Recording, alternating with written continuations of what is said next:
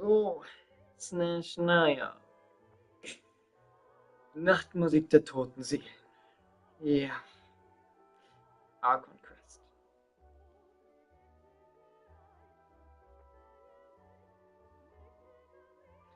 Und wir treffen endlich.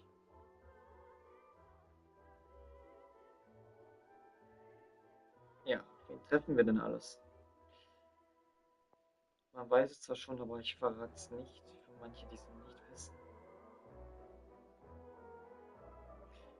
Aber ich starte erst 23:10 Uhr, weil ich mir gerade was zu essen im Ofen geschmissen habe.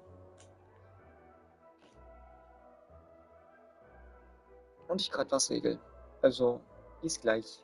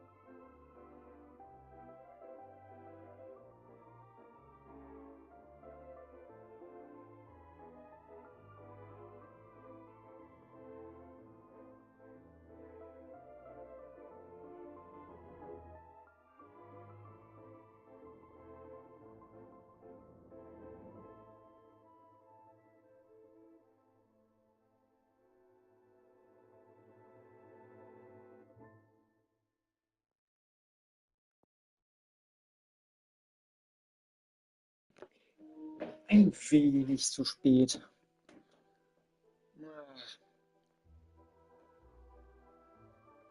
Egal, sollen die das ohne mich ausdiskutieren? Kein Bock drauf, ständig Diskussionen zu führen.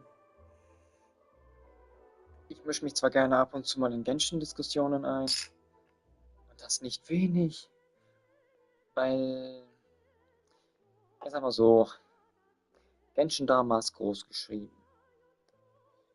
Das Sankudama ist auch noch immer groß geschrieben, genauso wie jetzt das Renova-Drama richtig groß geschrieben wird. Erstens hat Renova keinen kompletten Mord begangen oder sonstiges, also keinen Völkermord begangen. Sie hat nur den Dreck weggemacht, den Kanriha selbst, weil Kanriha hat an sich selbst Völkermord begangen, storymäßig. Und ja, was soll ich dazu sagen? Der Hate auf Renova ist einfach nur absurd. Der Fluch der Unsterblichkeit ist ja keine Todsünde. Sie hat ja niemanden damit umgebracht.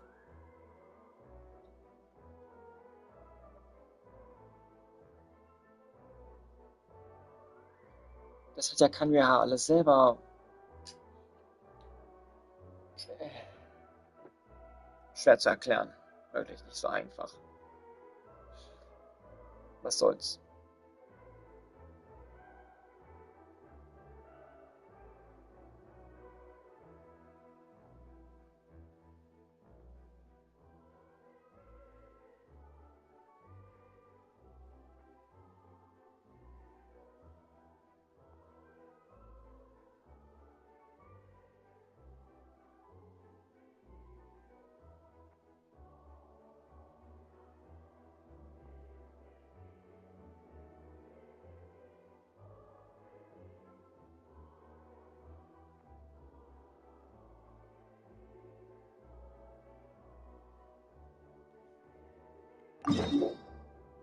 So, da fahren wir erstmal hin.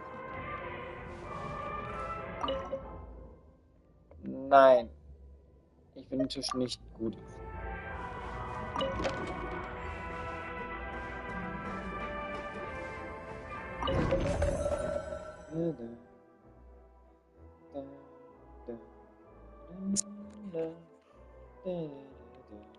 Das National gehört. Das ist eine lange Route, oder? Da sind 3 Bahn. Ja, nee, ist ein Bahnhof. Ich glaube, sind es 2. Erstmal eine Runde Zug fahren.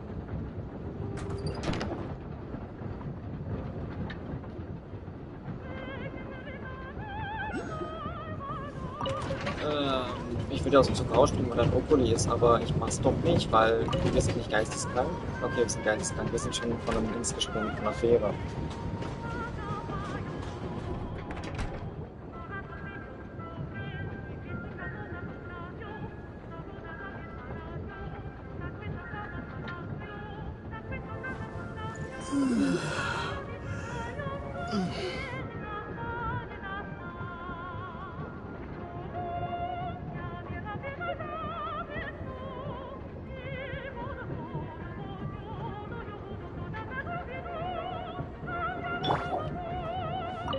Setz dich mal dahin.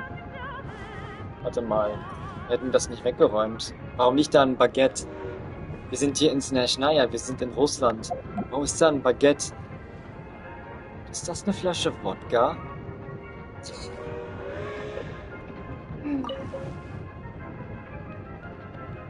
Ja, vielleicht zu wenig Sitze in dem Zug, aber das könnte man noch regeln.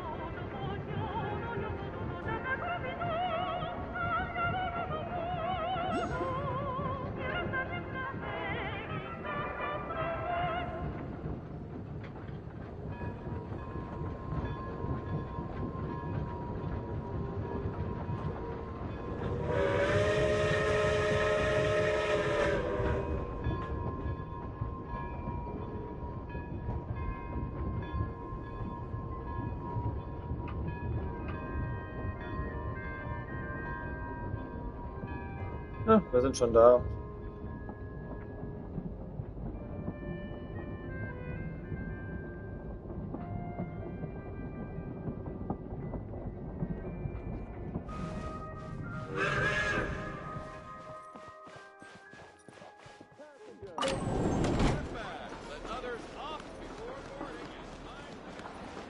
Ja, das ist im Übrigen unser eigener Zug.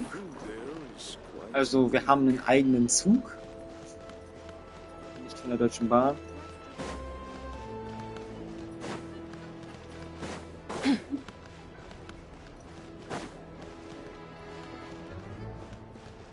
Und der Aufzug ist natürlich wieder zu spät.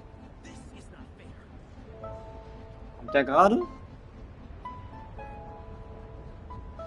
Ach Mann, ey. Immer das Ding mit dem Aufzug. Es ist immer wieder das gleiche mit dem Aufzug. Und den Okuli da oben habe ich immer noch nicht geholt. Immer wieder das gleiche mit mir. Komm doch jetzt mal runter. Was steht der denn da so lange?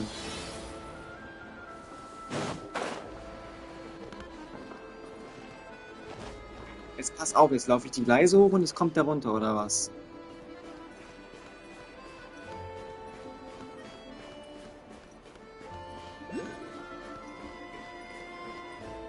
At least it's not as cold as on the moon.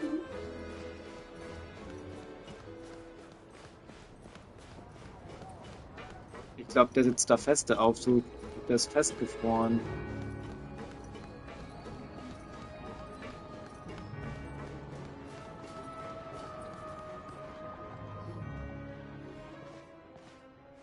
Oh, really? Ernsthaft? Steckt ihr mich in der Nebenquest direkt rein? Was soll das? Nicht schon wieder. Ey, ich will die Hauptquest machen. Ich will jetzt keine Nebenquest machen.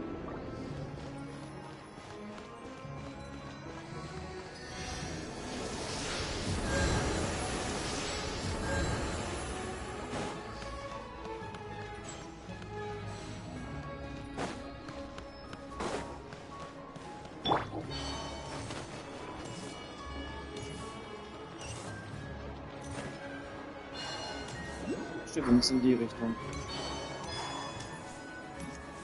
Ja, was ist im letzten Stream passiert? Genau, wir haben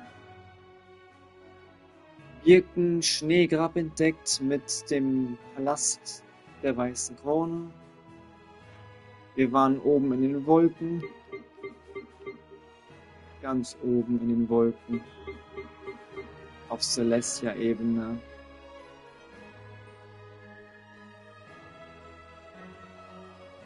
Und haben die komplette Karte aufgedeckt. Das hier ist der Ronova-Bereich. Da gehen wir natürlich noch nicht hin, weil es heißt nämlich auch Flammenfedertal. Da könnte es passieren.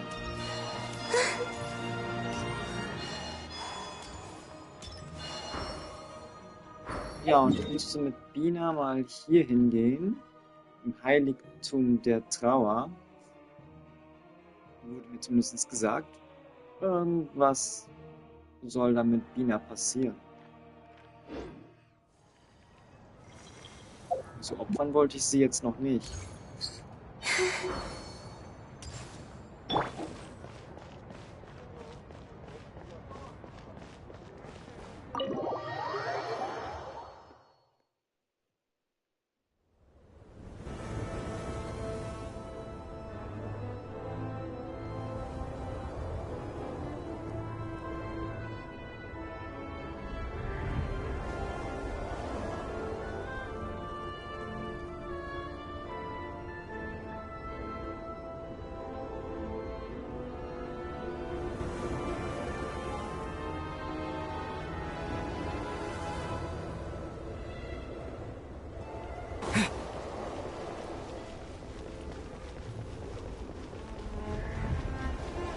Ja, ich habe ja ganz vergessen, dass Vodnica, ja, der Spitzname ist einfach Real Talk, den wir ihr geben können. Body. Nein, kein Wodka, aber Body. Die Arme. Die kommt ja jetzt in der 7. und eins zusammenrissen. Ooh, it sure is cold today. I wonder how much heavier the snow's gonna get. Here to see Odette? I just need to see your tickets for the preview. Perfect. Thank you. I'll hold on to your tickets. Come on in. It's freezing outside. Also wir haben Paimon nicht dabei mitbringen, weil Paimon ist aktuell ausgenockt. Und deswegen redet Traveler auch mehr als mit Nationen. Wobei irgendwann hat er mehr angefangen zu reden. I think I'll leave the Lelic question until after the show's over. Then I'll go find Odette.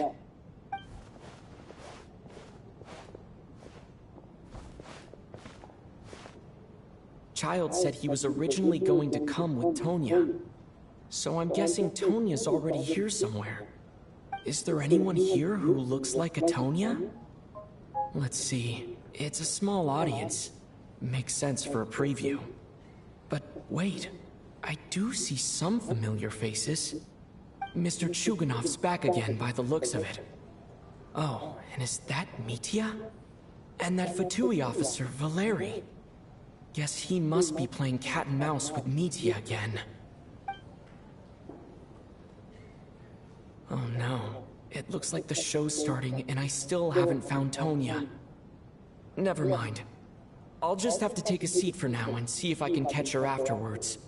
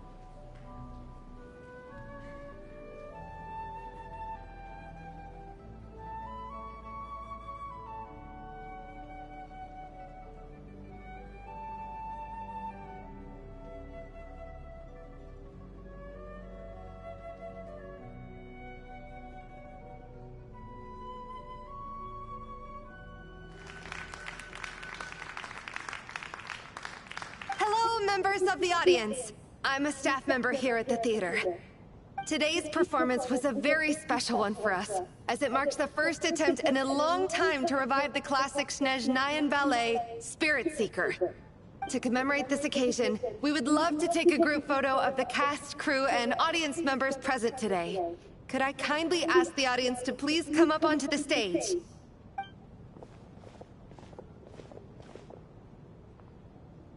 All right, everyone, huddle in a little more.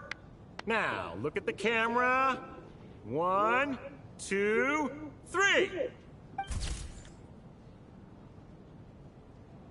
Oh, warte mal, das Bild will ich haben.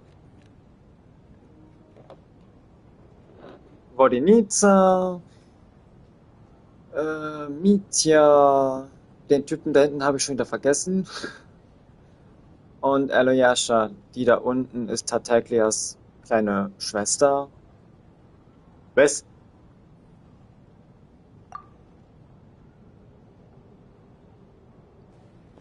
Are you quite satisfied, Mr. Energy Scientist? I rather hope you don't have any other escape plans to add to my workload today. What are you talking about, Sarge?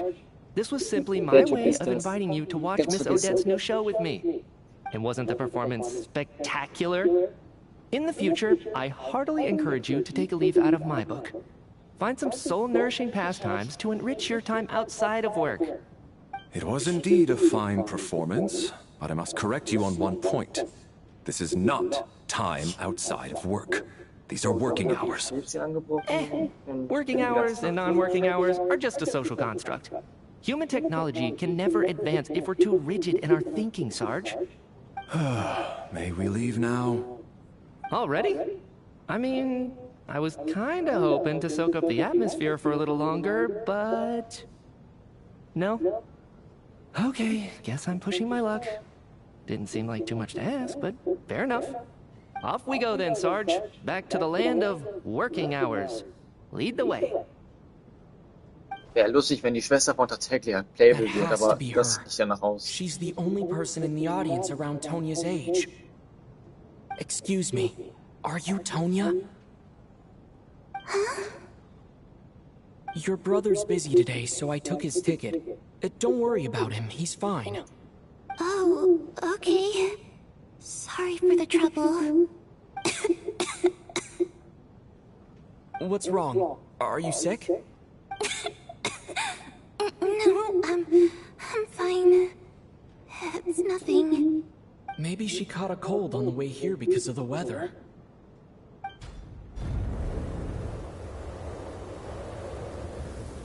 I haven't seen snow like this in a long, long time. It's most unusual. Der Schneesturm gerade die verdammte Tür geöffnet? I know. It's completely white out there. You can barely see a thing. I've never seen such heavy snow in my life. Let's wait it out for now. You'd be lucky not to freeze to death in this weather, let alone find your way. Well, look at that. Maybe we shouldn't be in such a rush to get back after all. What do you think? Let's wait and see. Why do you need to take it so seriously? Fate has given us this wonderful chance to take a break. We owe it to ourselves to make the most of it. Come to think of it, there's a small inn not far from here that always keeps plenty of extra blankets on hand for guests. I know the route well. Shall I head over and borrow a few blankets? That way, anyone in a hurry can wrap up warm for the journey back. Just remember to return them next time you're over this way. Sir, there's really no need to go to all that trouble. Hey, it's no trouble at all. Wait here, I'll be right back. What a kind gentleman. Very good. My wife and daughter are waiting for me at home, so I shall be heading back as soon as I get my blanket. So... Are you expecting us to go back to the Armory Palace wrapped in blankets too? Don't worry about that. I made arrangements in advance. Should I not return to the Armory Palace within 3.5 hours after Operation Showtime begins, an armed squad will be sent to collect us. They will escort us back. You are one of our key military personnel, so any weather-related risks must be eliminated. Operation Showtime? So, wait. Every single time you drag me back to work when I sneak out, it's a whole official operation? I gotta say, you've really turned this into quite a moral dilemma for me. It's snowing pretty hard out there. I think you should stay here for now. You seem a little under the weather. Ach ja, Mietja ist da noch so eine Sache, die noch enthüllt wird. Irgendwas mit, er weiß zu viel, er kann es nicht sagen, deswegen ist dieser Schal auch so energisch in der ersten Story gewesen, dass er die Klappe hält. Ich bin mal gespannt, was das auf sich hat. Sure. My brother might come pick me up in a bit anyway. Time to get to work. I should head backstage and find Odette. I need to look her in the eye and ask her about Lelik. Excuse me, are you looking for someone?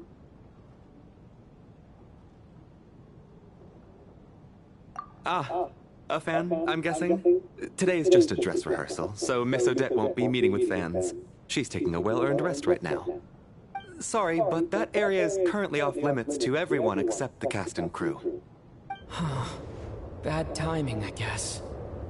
Well, I might as well stick around. I doubt Odette will be leaving before the snow lets up in any case. Ich glaube, Beudinica wäre die richtige Antwort gewesen. What happened to the gentleman who went to fetch the blankets? How has he still not returned? I was thinking the same thing. It's still snowing very hard. Do you think something might have happened to him? Whatever the reason for his delay, I must say I hate nothing more than people who make empty promises and fail to deliver. Well, I have to treat my employees like that on occasion, but that's different.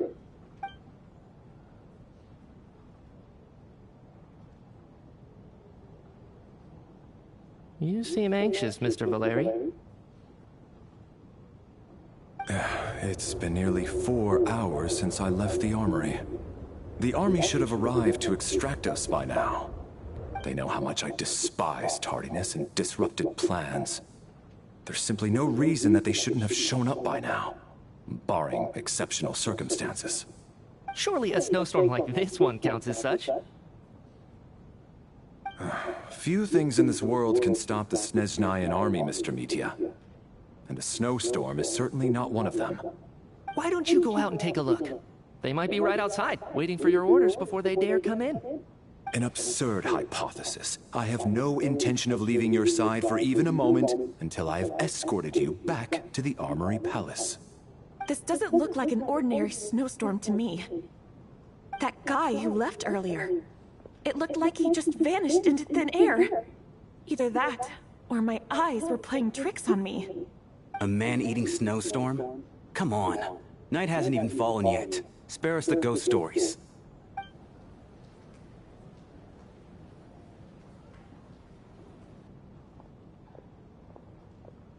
Traveler, didn't know you were coming today. How come you didn't say anything?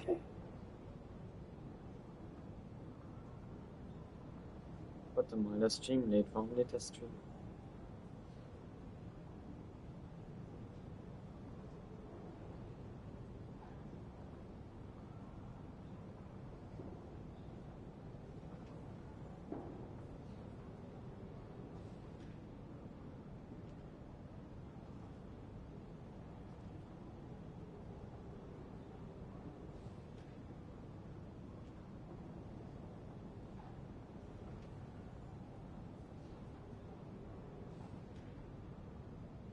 Ah, jetzt geht's wieder. Irgendwas mit meinem WLAN kaputt. Mach ich mal wieder an. Leg mein Handy woanders hin, weil WLAN jetzt gleich auch wieder hat. So, dann hoffen wir mal, dass es auch jetzt auch nur, dass es abbricht. Läuft, aber sollte eigentlich nicht abbrechen. WLAN ist gerade nicht das Schlechteste, wenn man Glasfaser hat.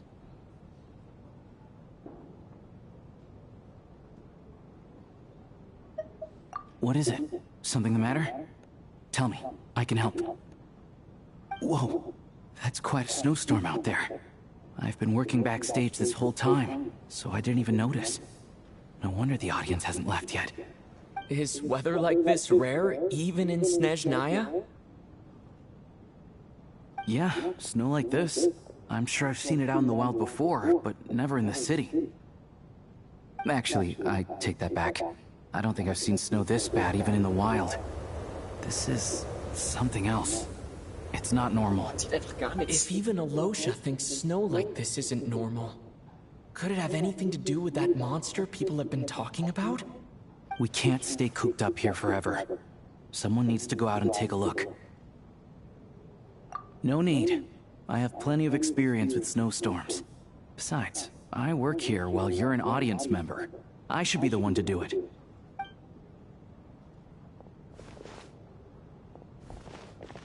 Everyone by the door. Careful not to let the snow soak into your shoes.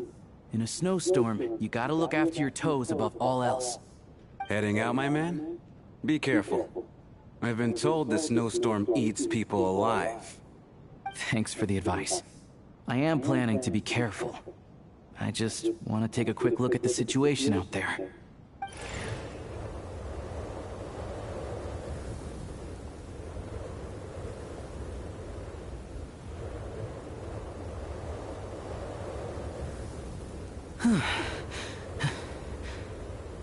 He's back! He's back! How was it? What's going on out there? Did you see any soldiers patrolling the area? Something about this storm isn't right. Auch mal gemerkt. There's no one out there. I didn't see a single soul. And something in the air gives me the creeps. This isn't your average snowstorm. I suspect it might be related to recent events in our nation. I strongly advise everyone to stay here until the snow dies down. Are you serious? So all of us are trapped here now? That sounds a little far-fetched to me. You want to go outside and see?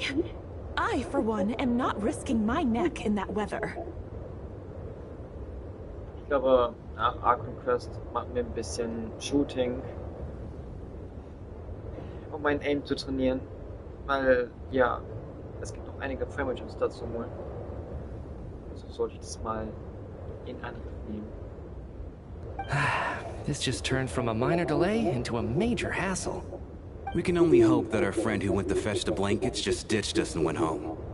Is it really that bad? But my daughter, I won't be able to read her a bedtime story tonight. Huh? What are you all still doing here?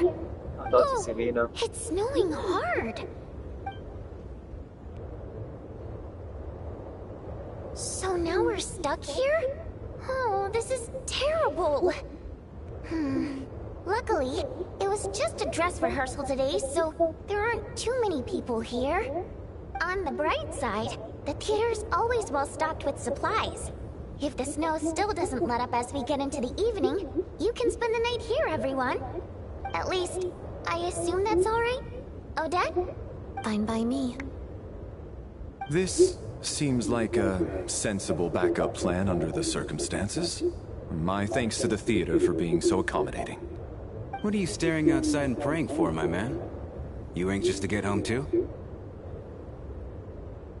Oh, Your Majesty the Tsaritsa, I beg you, please do not let tonight's snowstorm stop. This is a golden opportunity to spend the night under the same roof as the two top stars in all of Snezhnaya. It's a once-in-a-lifetime experience. I think I've changed my mind. Sir, if you so much as look at us funny, you'll be seeing stars in a whole other way. Behave yourself, or you'll be begging for that blizzard. It's getting colder. We need to keep the indoor temperature up. Close the door and lock it tight. Let's head somewhere warmer.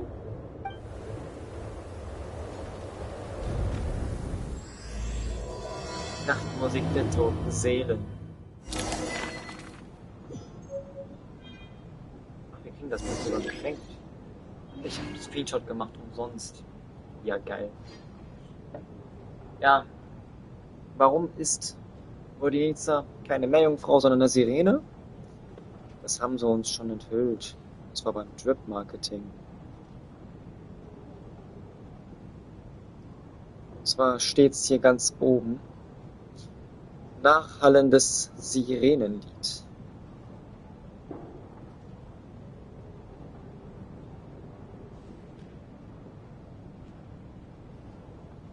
Bin ja mal gespannt, wie dann ihre Legendenquest wird.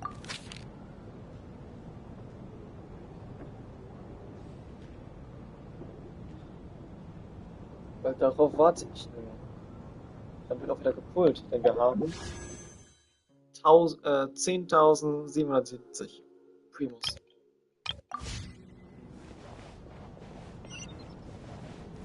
Ei.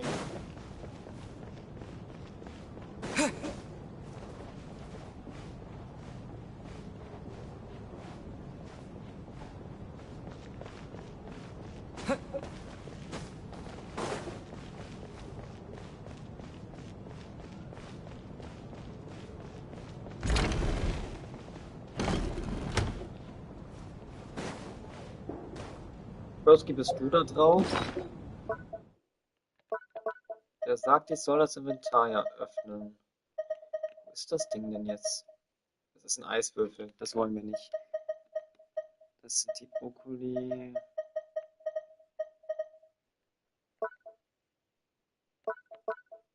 Wo ist das jetzt? Auftragsmenü hier. Ah, hier haben wir auch wieder.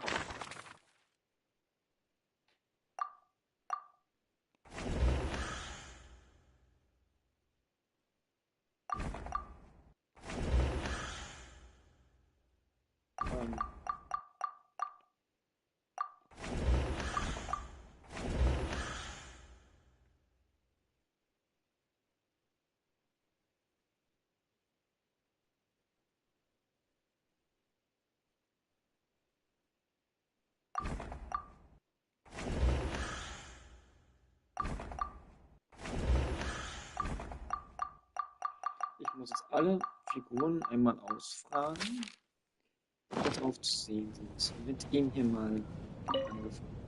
And then there's the aristocrats. Easiest of all to deal with. You don't need to use any force whatsoever. All you have to do is show them the rope you plan to tie them up with. Do you know why? I don't. Do tell. Because nothing horrifies them more than the thought of a cheap, coarse rope leaving creases on their precious million more coat. They'll do whatever you ask to avoid that fate. Unexpected, but funny nonetheless. Tell me another one. Well, look at that. I got myself a new listener. Hey there. Let me introduce myself. The name's Shram, and I'm a mercenary.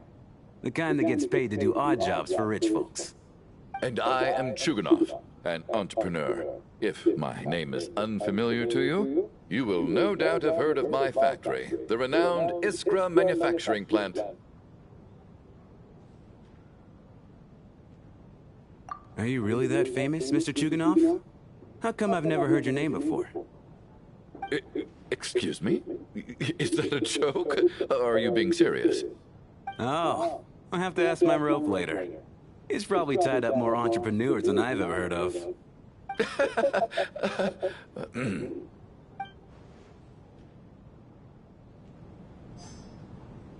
Okay, der Typ ist schon ein bisschen verdächtig.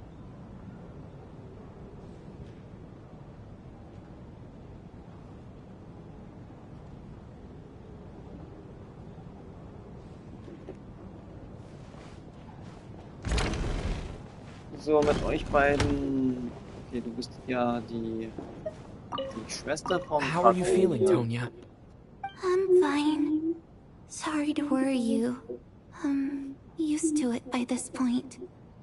I take medicine for it. My brother usually helps to get it ready for me. Child must take great care of his sister. He's never mentioned Tonya's illness, though. You know, I actually find this whole thing kind of exciting. Stuck in a strange place thanks to a snowstorm. Having to spend the night with a bunch of interesting characters. It's pretty cool, don't you think?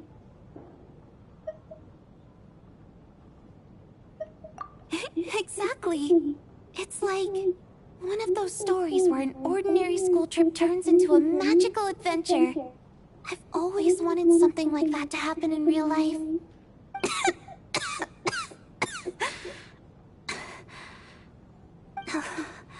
I'm fine, really. Just got a little overexcited. Look after yourself. Otherwise, your brother will come after me.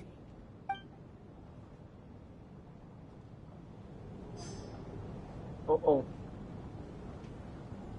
Das scheint fast nicht gut zu enden.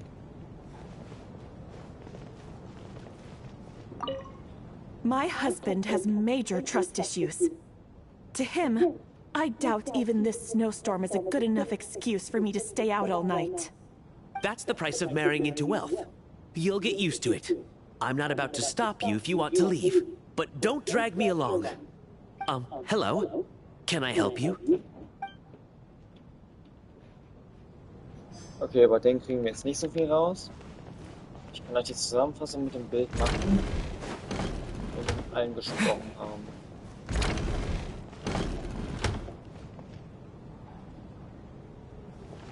Mitya, Odette. This is highly irregular. A delay of over an hour during an operation like this theoretically warrants a Harbinger-level response. I wonder what the issue is. The storm, or something else. Sarge, the day you learn to let go and just enjoy moments like this is the day you'll finally understand the meaning of life. Ah, why, hello, sir. I believe you were the one sitting at a nearby table back at Podvorye restaurant. Any friend of the theater's star performers is a friend of mine. It's a pleasure to meet you. I'm Mitya, from the Energy Commission.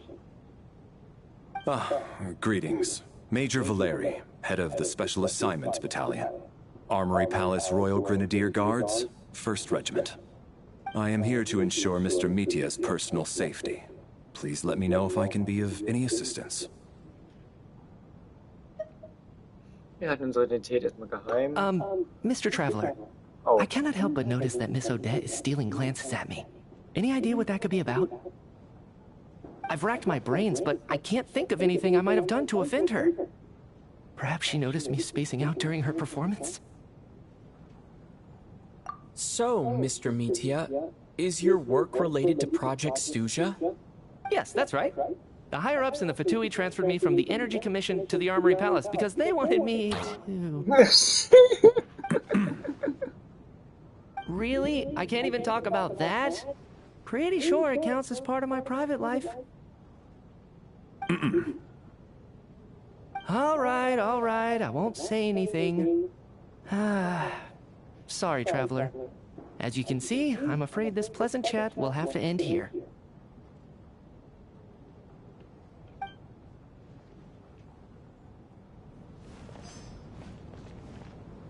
Ja.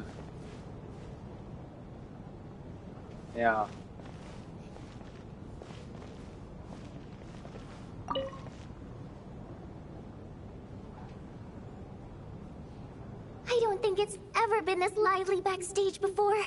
I didn't know you were coming today. Hey, have you seen Chuganov? I heard he was coming today. Have you spoken to him at all? I'm with you. This could be just the chance we need. Yeah, I gotta figure out a way to coax some more intel out of him. I want to know why he suddenly changed his stance on Project Stuja. What exactly happened before the most recent Vecha vote?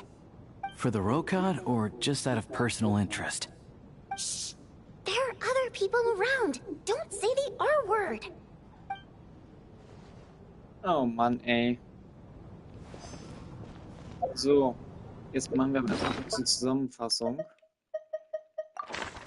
Weil das von Odette wissen wir schon.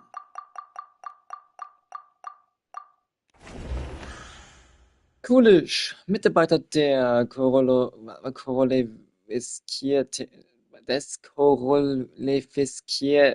ich kann kein Russisch, Theaters. Er ist äußerst gewissenhaft und zuverlässig und macht kaum je einen Fehler. Stammbesucher des Theaters kennen ihn bestens. Seit langem ist er am Eingang für die Kartenkontrolle zuständig. Offenbar ist er ein Fan von Odette. Alyosha ist ein Jäger aus Alatier und Mitglied der Urquhart. Um seinen Lebensunterhalt aufzubessern, arbeitet er häufig im Korolewiskier-Theater. Vielleicht war er der erste wirkliche Freund, den du nach deiner Ankunft in Snaya gefunden hast. Schramm. Ein unabhängiger Söldner, der keiner Söldnerorganisation angehört. Er nimmt die unterschiedlichsten Aufträge an und arbeitet häufig für die Aristokraten Snezhnayas. Mit seiner offenen und humorvollen Art hat er stets einen passenden Söldnerwitz auf Lager. Ja, natürlich.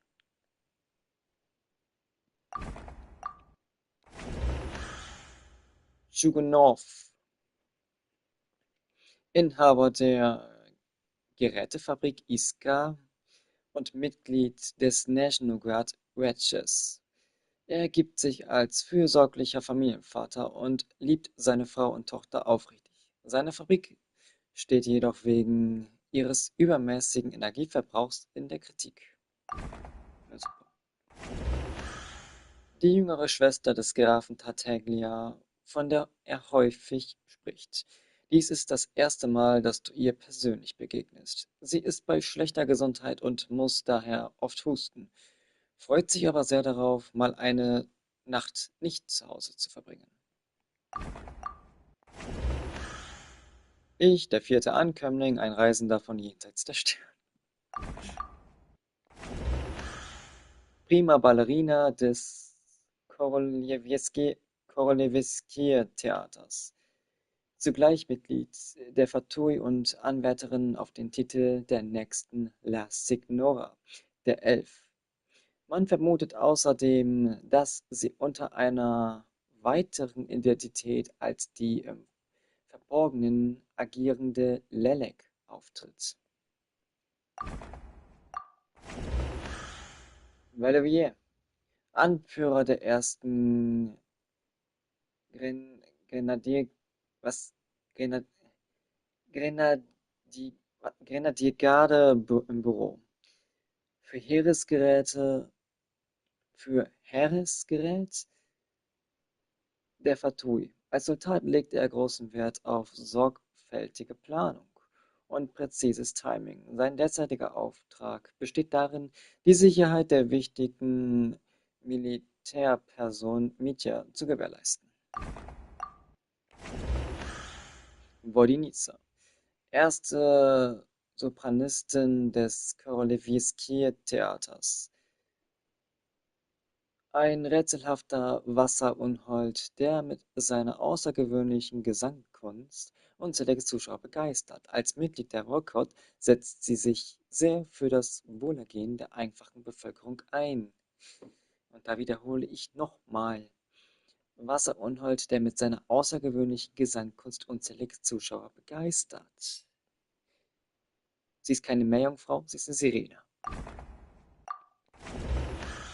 Mitya, Experte der Energiegesellschaft, eine wichtige Person im Militär. Er beherrscht alle möglichen Technologien und rund um das Thema Energie auf hervorragende Weise. Manchmal redet er zwar zu viel, aber sein Schal gleicht das sehr gut aus.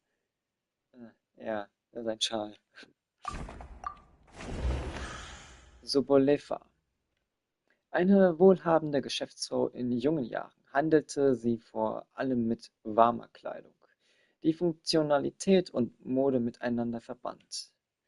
Später heiratete sie in eine wohlhabende Familie ein, um ihr Geschäft weiter auszubauen. Heute scheint es jedoch, als wäre ihr Unternehmen von der Familie übernommen worden.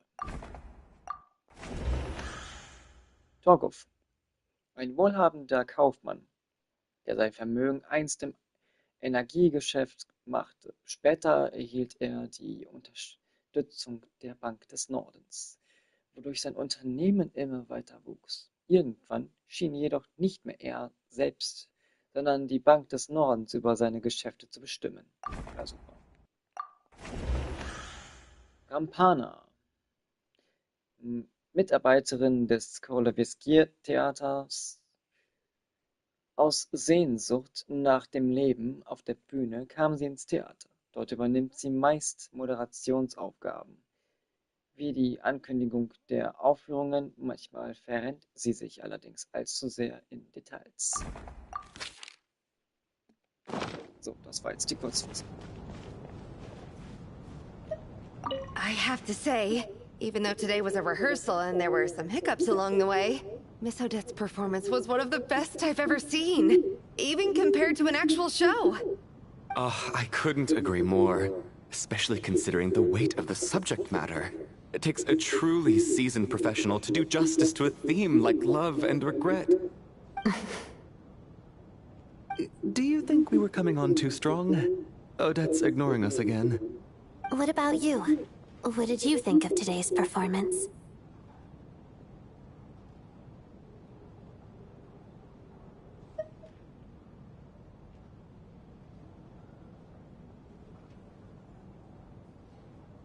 Okay, wir müssen uns einschleimen, damit wir ihre Identität rauskriegen, wahrscheinlich. Aber das ist zu aufwendig. Eigentlich habe ich gar nicht so genau hingesehen. Ich glaube, wir nehmen mal das erste, weil wir haben halt wirklich nicht genau hingesehen. Really? That means it wasn't captivating enough to draw you in. I'll work harder to win you over next time. I'll make sure to save a ticket for you when the show's performance ready. This doesn't seem like the time or place to bring up the subject of Lelek. I need a chance to speak with her in private.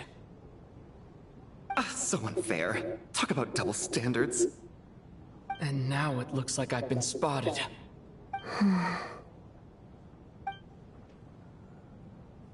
You know Mitya too? No, I don't. I just have a feeling that he might be dangerous. aus. How's it looking, Alosha? No change from this afternoon. Heavy snow with no sign of slowing down. May I have your attention, please? The storm is unlikely to stop tonight, and it'll be even more dangerous outside at night than it was during the day. We at the theater owe everyone here a duty of care. Therefore, we strongly suggest that you stay on site overnight and avoid going outside unless absolutely necessary. In a few short moments, we'll give you a tour of the theater's various quarters. You can choose to sleep in the VIP room, the office, or backstage. Or on the stage if you'd prefer. We won't mind. I'll pass on sleeping on the stage. What if the snow is stopped by tomorrow morning? The early birds in the audience might think we're part of some experimental new show. A drama about sleeping? That could be fun. Maybe we could come up with a title for the production. Dornröschen, die schlummernde himmlische Ordnung.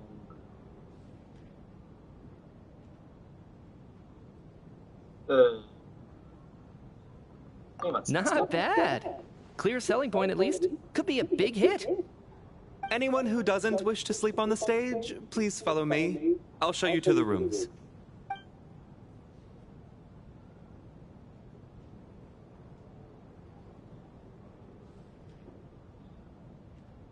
I guess I'll call it a night. Though I feel like I won't sleep very well without Paimon here. I'm sure she'll be worried that I haven't made it back yet. But as long as she looks out the window, she'll probably realize what's holding me up. I wonder if she's feeling any better yet. At least she hasn't been getting any worse. Still, I should try and get back first thing tomorrow morning.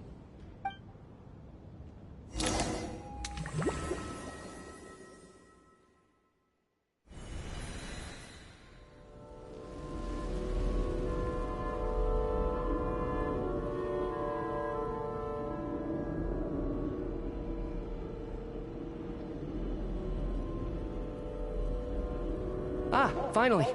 Welcome back to the world of the living, lazy bones. I was about to wake you. The black mist is almost on us. Wasn't you? Still waking up, huh? You know, the black mist. It's been chasing us from below ever since we were born. You're just dozy. There's no way you've forgotten. Come on, let's keep heading up. Onwards and upwards is the only way to survive. Don't listen to a word those black mist cultists say. Here we go again. That endless march toward survival. What's going on? That black mist down there is creeping me out. And it's rising. Guess I should head upwards and get away from it. The black mist cultists believe that being swallowed by the black mist leads to everlasting peace. But if you ask me, they're just lying to themselves. We're the only heretics left. The only ones who refuse to give in. We have to keep going. But how do you actually know that they're wrong? Dangerous question there, Torgov. The moment your faith wavers, you start a chain reaction that ends in the collapse of your will. Put the question out of your mind. Stay strong and believe that the black mist means certain death. Okay, but it's not my mind that's the problem. My body's about to give up on me. It's already starting to falter.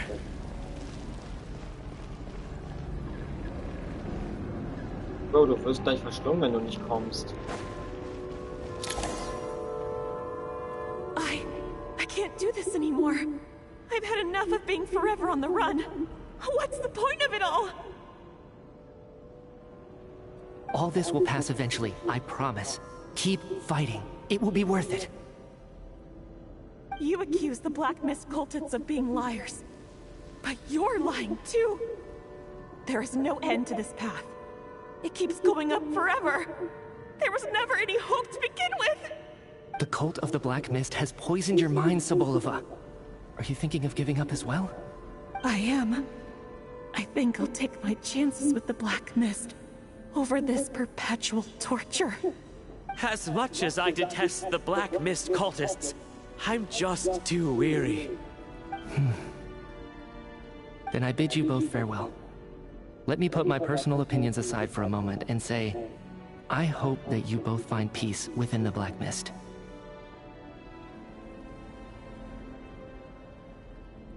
Fate always appears so impossibly complicated. But at moments like this, its raw simplicity is laid bare. Their fate was sealed from the instant they entertained doubt. From then on, the outcome was both inevitable and irreversible. Let's go.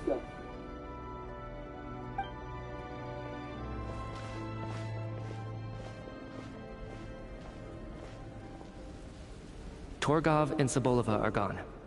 I never thought the day would come when even they would be swallowed by the Black Mist. It's just you and me now. Kommt es nur mir so vor oder bewegt sich der schwarze Nebel nicht mehr? Yes, it looks like it's satisfied. For now. This happens from time to time. But it won't be long before the Black Mist starts chasing survivors once again. No one knows how to stop its advance for good. Well, we should make the most of the precious moments of rest that those two offer us.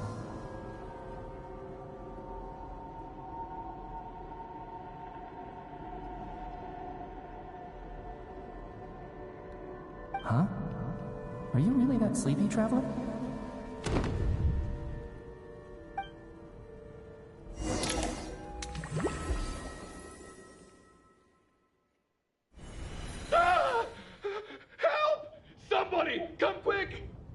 What is it, Chuganov? What's wrong? Huh? Is it morning already? What's all the commotion?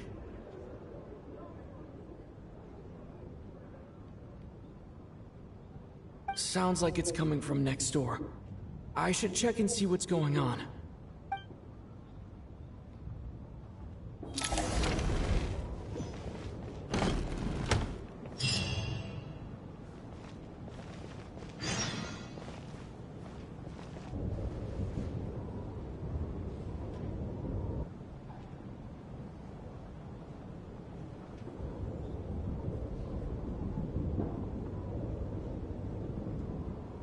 Don't look, Miss Tonya. Stay here. Okay. What happened to them?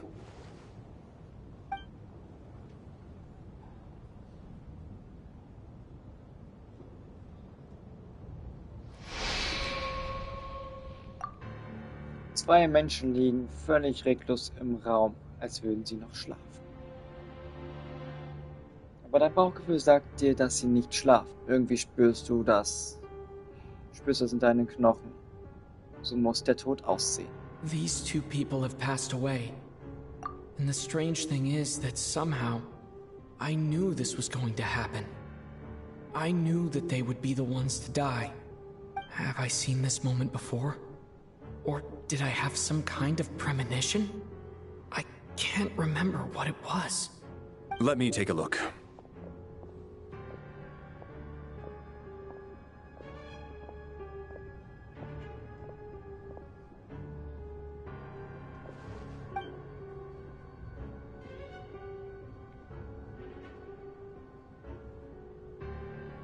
No vital signs in either of them. They're dead. The cause of death, however, remains unclear. No wounds on the bodies, no signs of a struggle, and no skin discoloration caused by the buildup of toxins. But just last night, they were chatting and joking away. This is so sudden. Could they have had pre-existing medical conditions? Even then, the odds of them both dying of sudden complications on the same night are extremely low. It's hard to believe that they died of natural causes, nor does this appear to be a suicide. Who was the first to discover the bodies? It was me. But these deaths have nothing to do with me, officer. I got up early because I wanted to see if the snow had stopped. Then I noticed that the door to this room was open, and it looked like there was a man and woman inside. I just went over to see what was going on. I had no idea they were... I can corroborate this. I was doing my morning exercises near the stage. When I saw Mr. Chuganov heading this way, I followed him. I can also confirm that I didn't see a single person approach that room before him. The snowstorm was raging all night, and it's still going now. There's no way someone could have come in from outside, correct? You mean an intruder? No, not possible. I slept by the door last night as a precaution. There's no way I wouldn't have noticed if anyone had tried to open it. Everyone, split into pairs and search the theater for anyone in hiding, or any signs of suspicious activity. I'll follow up with a full search of my own shortly. Go, there is no time to waste.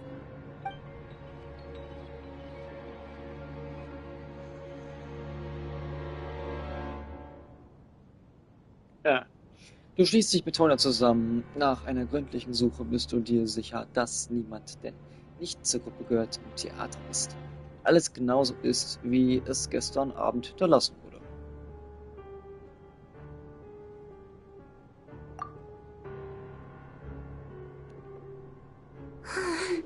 Nothing on your end either? Backstage is clear. No signs of suspicious activity. We checked the basement. Also clear. I don't think there's anywhere here that a living person could hide. Are we certain that the theater doesn't have a back door? Or any tunnel or passageway wide enough for a person to fit through? No, there's nothing like that. If people were sneaking in through some secret tunnel to avoid buying a ticket, we'd have sealed it off ages ago. I also checked the windows. All of them are locked from the inside, and there's no sign of anyone entering or leaving.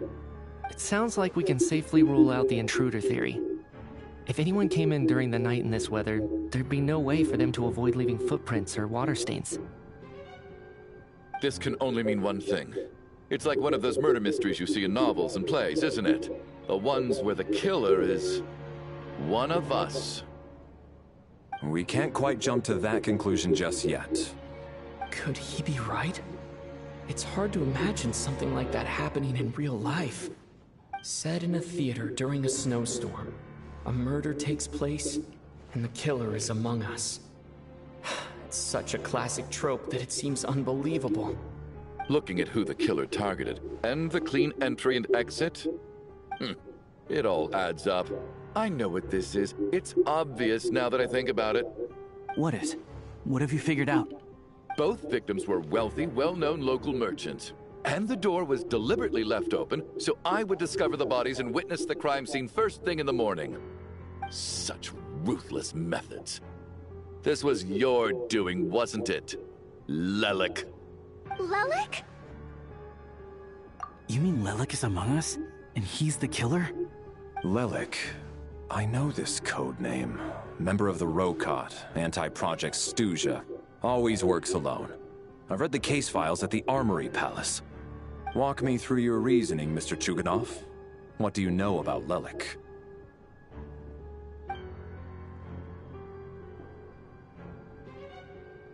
What now, huh? What now, Lelik? What more do you want from me? I already voted against Project Stuja at the Snezhno Gradventure. You snuck into my house the other day while I was asleep. Left a threatening letter. And I did all that you asked.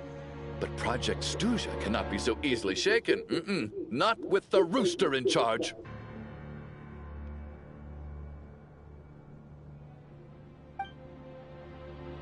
So he really was threatened by Lelik. That makes sense. And now you're resorting to murder to threaten me. Isn't that right? I knew it. The Rokot despises the rich. The lives of the wealthy are but refuse in your eyes.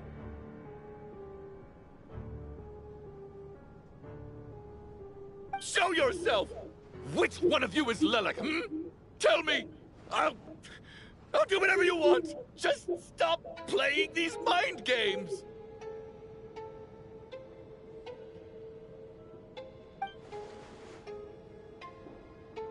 Was this really Lelik's doing?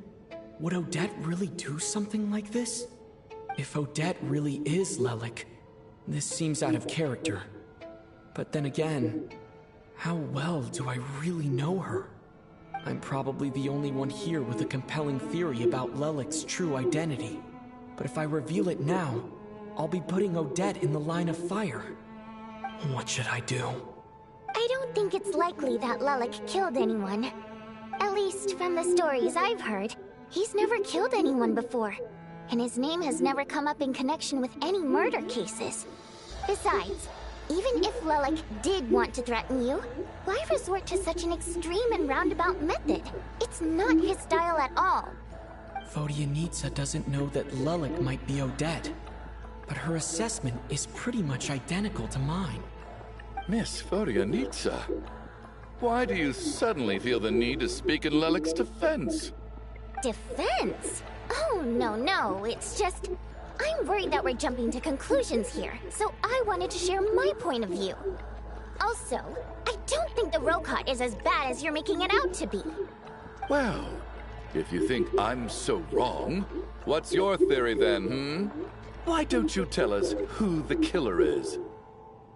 The case is still evolving, Mr. Chuganov. Please do not prevent others from expressing their opinions so early on in the discussion.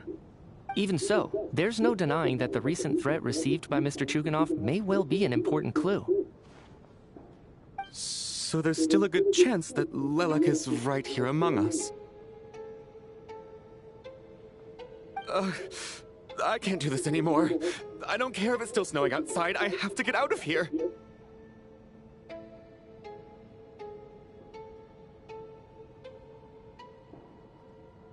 Whoa, take a beat. We all know it's far too dangerous out there. Even the soldiers couldn't get to us. Go out that door, and you might not live to tell the tale.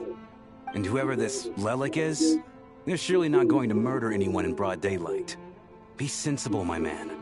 You're safer inside. As much as I regret having to say this, I'd like everyone to cooperate and refrain from exiting the premises until further notice. Because as things stand, every one of us is now a suspect. Unless anyone has further information to share, let's adjourn for now. Feel free to keep searching for clues, but make sure you don't go off alone. Genau, niemand sollte voreilige Schlüsse ziehen. Das macht keinen Sinn.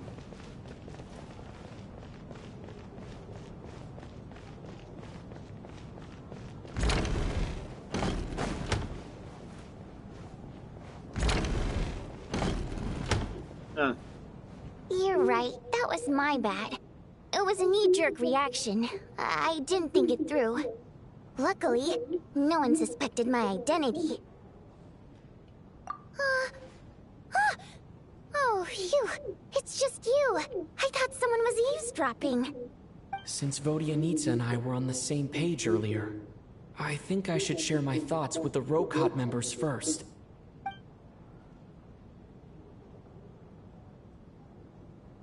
Du erzählst Vodyanitsa und Alyosha von den Informationen des Grafen über Lelik und deiner Sicht auf die aktuelle Lage. Whoa. Are you serious? I don't know if this counts as gossip, but it's definitely on track to be the juiciest this whole year. Odette? Really? Odette? Oh god, how dumb does this make me look? Lelik has been right under my nose this whole time, and I didn't notice a thing. Actually, it's exactly what you'd expect. Sometimes, hiding in plain sight is the best strategy. And now that you mention it, the more I think about it, the more sense it seems to make. It all adds up. What are we up to now? 1, 2, 3, 4... Odette's identities. She's my coworker, specifically a ballerina, and also a Fatuz, a member of the Rokot. Now, Lelik. It must be so exhausting. I just want to give her a hug. I guess since I've always known her as a member of the Fatui, it never even crossed my mind that she could be involved with the Rokot, let alone be Lelik. I don't understand. If she's with the Fatui, what reason could she have for being so opposed to Project Stusha? Probably best if you ask her that in person. Well, since you waited until now to bring this up instead of announcing it to everyone earlier, does that mean we're all on the same page here? Yeah. Lelik may not follow orders from the Rokot leadership, but as far as I'm concerned, she's never crossed the line. If anything, her actions benefit the poor. We need to confront her face to face. Do you think she'd really admit to being Lelik? I don't know. We'll have to see how it goes. For now, we'll work on the assumption that she didn't kill anyone, and see how much she's willing to tell us.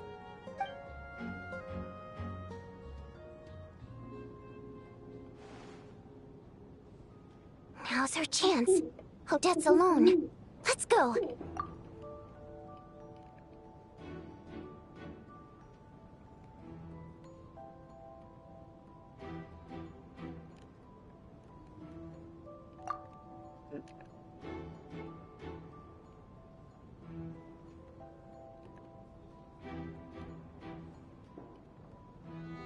So.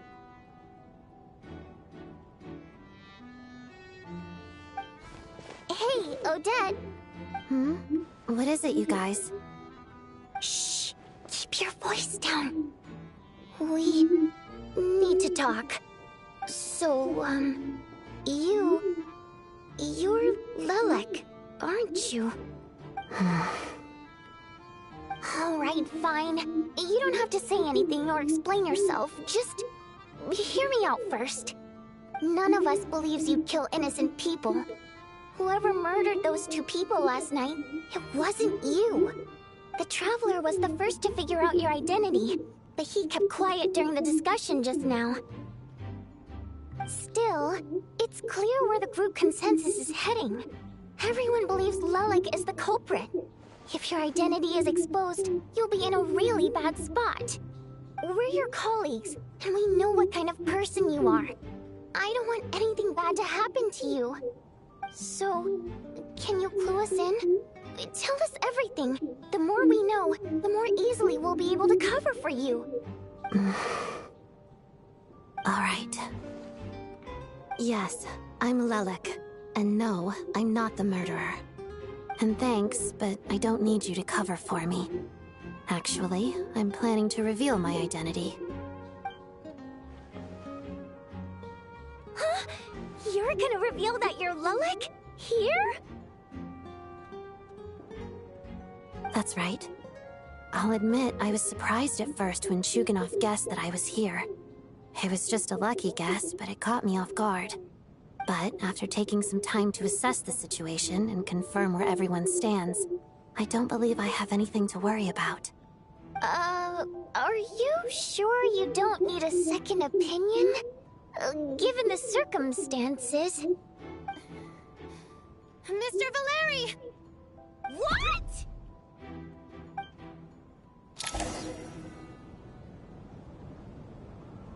Valeri ruft alle wieder zusammen. Odette kommt direkt zur Sache und verkündigt, dass sie Lelik ist.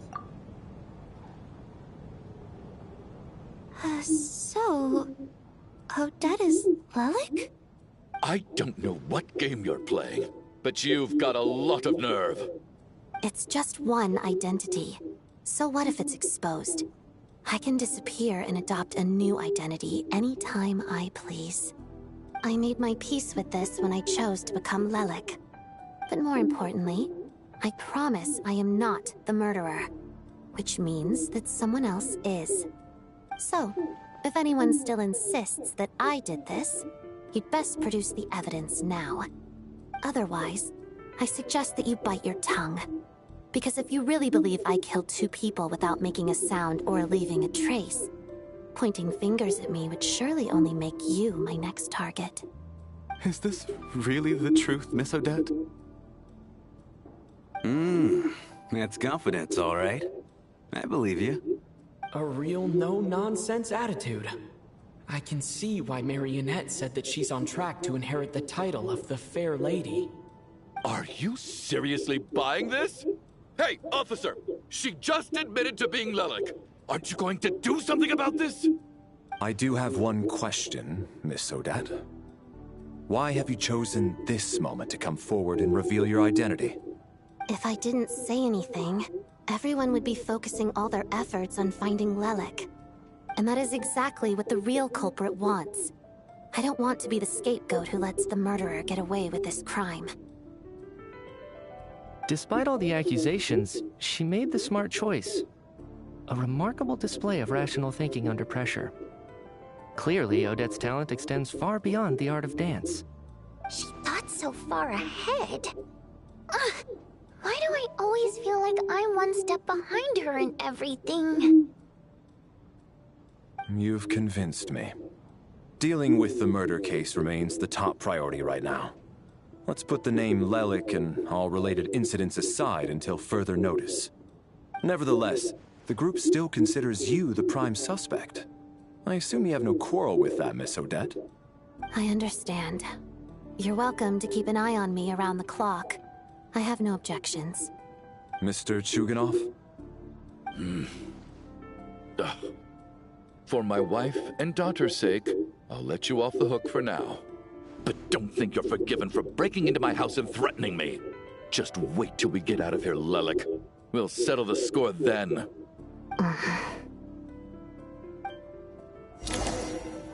Na hoppla.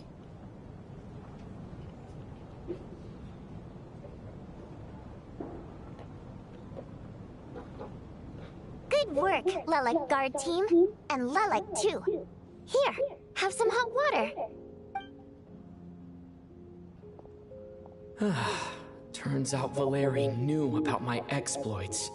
So now I've been told I have to guard Lelik with him. Shouldn't you be facing my way if you're guarding me? At the moment, it looks more like you're my bodyguards. If the true culprit is indeed still at large, as you have claimed, we must keep our guard up against them also. Don't worry, Tonya. We'll get through this. Once the snow stops, the officials will step in. The investigation will get easier, and then we'll be safe. But once the snow stops, won't everyone just leave? You're gonna miss us, huh? Well, some of us work at the theater, so we'll still be here. I'll even give you a special backstage pass. Really, Miss Vodyanitsa? That's awesome! You've made a fan for life. Aw, you're so cute, Tonya. All right, let's swear to it. I promise to give you the pass, and you promise to never change your mind about being my fan. Promise. Don't indulge her, Tonya. You don't have to swear an oath over things like that. You really do get carried away sometimes, don't you, Miss Vodyanitsa? Hey! Mind your own business!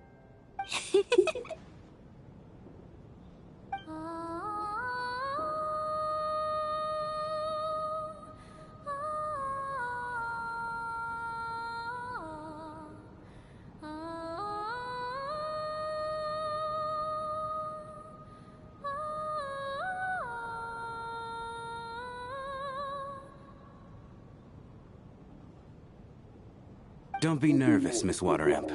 Everyone's here. There's nothing to be afraid of. Excuse me? Do I look nervous? Don't be ridiculous. No. You sound nervous, lass. Oh. Wait, but how... Okay, plenty of people know that I'm a water imp, but still... How come you understand our primary mode of expression? Primary mode of expression. I've not come across that concept before. Do enlighten me, Vodyanitsa. Well, it's just... We water imps tend to communicate our emotions to each other by singing, rather than facial expressions. The emotions we convey through song take precedence over our facial expressions. So, we think of it as our primary mode of expression. Okay, sie gibt gerade selber zu, dass sie eine Sirene ist. I'm impressed, Shram. I didn't take you for a man of culture, but you're clearly rather learned.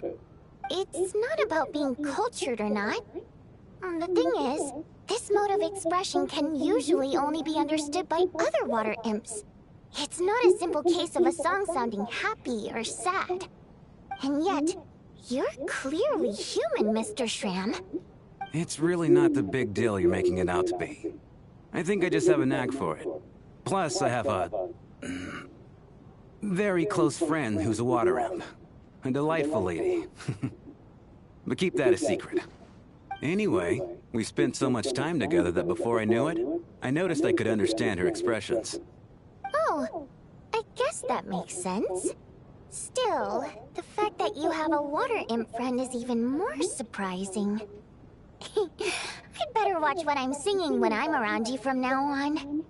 Hey, what are you implying? You're not secretly insulting the audience in your songs, are you? Heavens, why would I do a thing like that? It's getting late. We should discuss our sleeping arrangements for tonight.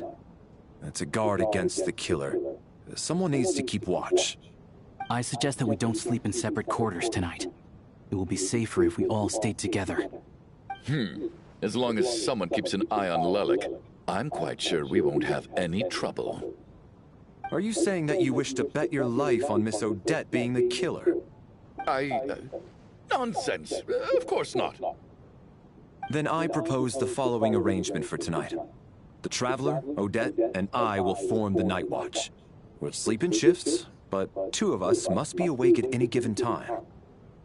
An excellent idea. This allows us to handle the Night Watch while also keeping an eye on Lelik. Meanwhile, the rule of taking shifts in pairs resolves the other issue.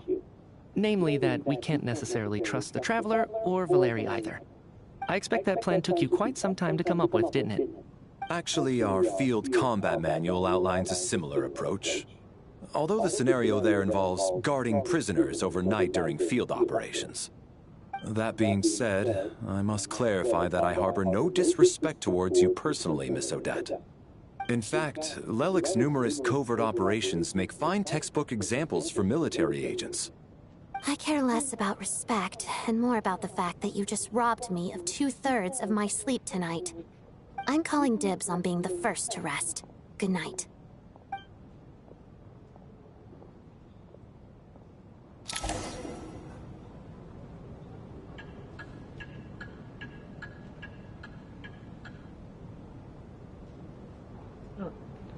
Als Nacht heranbricht, übernimmst du zusammen mit Valerie die erste Wache. Alle schlafen auf der Bühne, wie in einer Art absurden Theaterstück. Schließlich ist es Zeit für den ersten Schichtwechsel. It's almost time. We should wake Odette. How are you faring? Oh, not going to argue with that. I'll take a quick nap. If you start to feel sleepy, wake me up anytime. It's finally time for Odette and I to share the Night Watch. I should wake her up.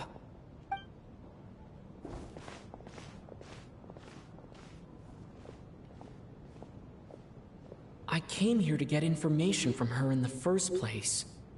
Maybe I should think about what questions I want to ask before she wakes up. How long are you gonna keep staring at me?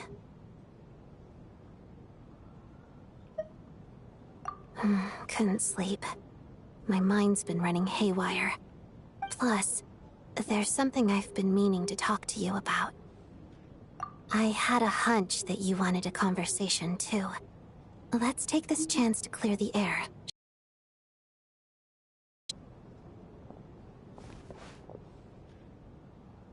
I just had a simple question for you, really. It's, Rosaline. In her final moments, did she have any last words or anything? I see. Well, that was all.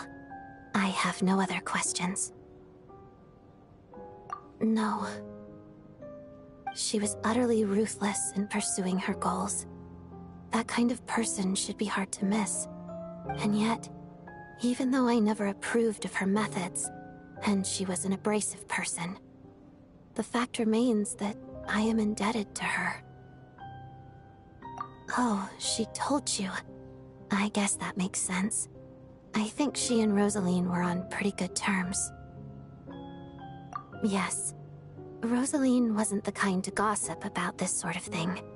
Not that it's any huge secret to me, though. When I was a child, I had to join the Fatui for the sake of my mother and me. I trained under Rosaline. It was extremely grueling, and it didn't exactly come naturally to me. All I could do was try to ignore the biting cold and practice, practice, practice. I was a newcomer who'd managed to make a good first impression on a harbinger. There was pressure to live up to her expectations, to be worthy of the fair lady's reputation. Every day was a struggle against the cold, pain, and fatigue. And most nights, I struggled to fall asleep. After enduring all that, I've become almost immune to the sensation of pain. I suppose that was the cost of survival. Surely, any child who had to experience that would grow to hate her lot in life, don't you think?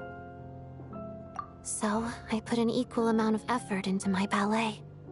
Because in my young mind, that was the only way to defy my fate. It was my way of telling her, the Fatui's demands and your expectations of me are not what I wish for. One day, I will leave. I think she probably blamed my poor performance in training on my passion for ballet. She knew my heart wasn't in it. One time, when I was secretly practicing a dance at night, she suddenly showed up. I knew she was there to catch me red-handed. I told her, "You don't deserve to watch the dance I learned from my mother." She looked stunned. I guess she was surprised that I lashed out first, before she had the chance. But strangely enough, on that occasion, she wasn't fierce with me like she was during training. Instead, she fell silent for a moment, and then left. After that, she never interfered with my dancing or asked me how it was going. She never came to watch me dance again either. Not even once. She was.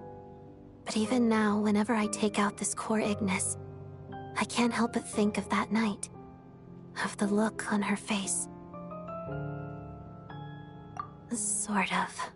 Although gift might be too kind a term. This is her flame sealed within ice. A symbol of her favor, yes, but also her way of keeping an eye on people. She knew the location of every piece of core Ignis. If any recipient started acting suspiciously, she'd be on to them immediately. Trust her to make even a mark of approval feel suffocating. So, when news of Rosaline's death reached Snezhnaya, many people immediately crushed their core Ignis. It gave them a profound sense of relief, like they'd broken free from her shackles. But I kept mine. With my sensitivity to pain being as dull as it is, the warmth from this core Ignis is one of the few things I can still feel clearly. I still wonder, did she really come to stop me that night? I wasn't sure, but I was scared, so I said some really awful things. I guess she didn't leave anything behind. Not that I expected her to. It's fine. It's just a bit of a shame that we couldn't settle our differences before the end. She did. Are you sure she was talking about this event?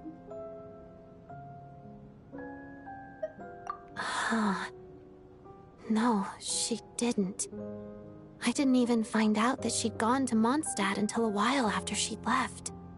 Wait, in that case... Okay, I will. Thanks for letting me know. There's something I'm trying to figure out. I'm beginning to suspect that Paimon's mystery illness is being caused by the energy research behind Project Stuja. Paimon's very important to me, so I have to get to the bottom of this. I figured that since you're Lelik, you might know something about all this. The ultimate goal of this energy experiment is to create a weapon for the final battle. The weapon's construction was completed in Nodkrai. Now, all that remains is to arm it with a sufficiently powerful energy.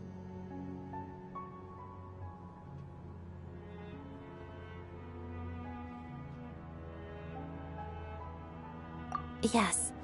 The weapons development and all the related experiments are overseen by Lord Piero, the Jester. And the lab is located deep within the Armory Palace. I'm not sure why this experiment would be making Paimon feel unwell, though. The best way to get to the bottom of it would be to go there in person. Once we get out of here, I'll help you apply for an entry permit. And I'm hardly the organization's proudest member, as you know. You answered my question about Rosaline. I want to do you a favor in return. It's that simple.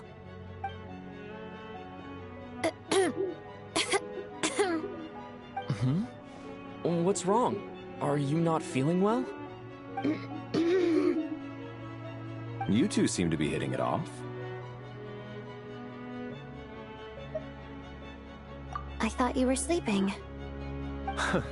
Of course I was. In the military, one learns to fall asleep quickly, even in the most inhospitable environments.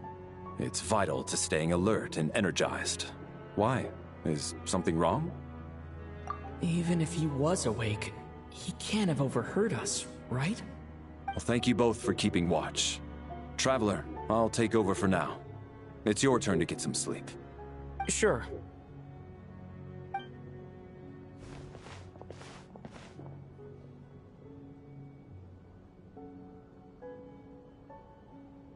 This is our second night here, but at least I found out a little more about Paimon's condition. I hope she's been sleeping well the past couple of days. Why do I feel like I'm being watched?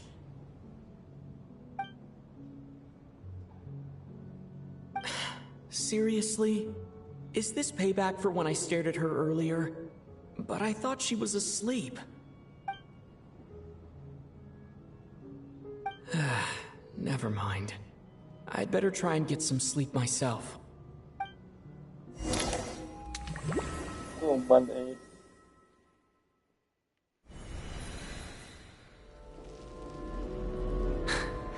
Hey, what are you spacing out for? Are you reaching your limit too? How long have we been walking for? Do you remember? Time's lost all meaning. Ever since we noticed that thing above our heads. What was it called again? A star key? Or key star? Anyway, the person who named it was swallowed by the black mist. Whatever it's called, ever since we noticed it, we've been walking up and up, hoping that as long as we reach it, we can find a way out of this place. But it seems like no matter how far we walk, we never get any closer. Well, we've come this far. You never know. Maybe we're almost there? Come on, enough moping. Let's go.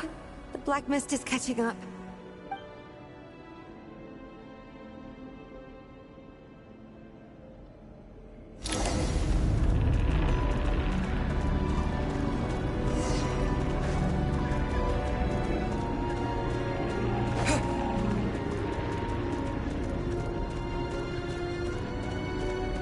We got ourselves a straggler. Monsters! Watch out! Not again! I've lost count of how many times we run into them. Be careful. Hey, tough guy. Backup is here.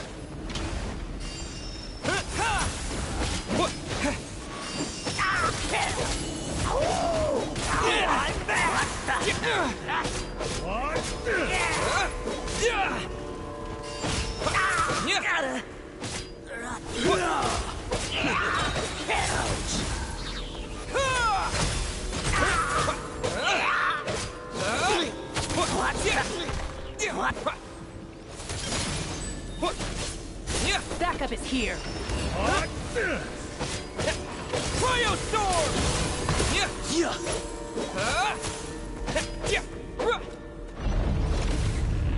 Sorry, Bro. Warte, musst du dein Leben aufziehen.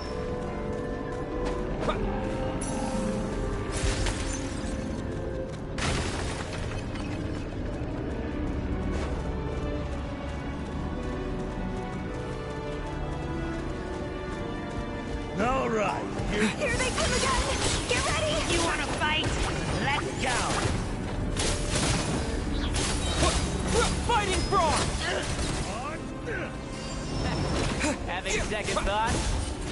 Back here. Cryo storm! Get a lot of this! What the?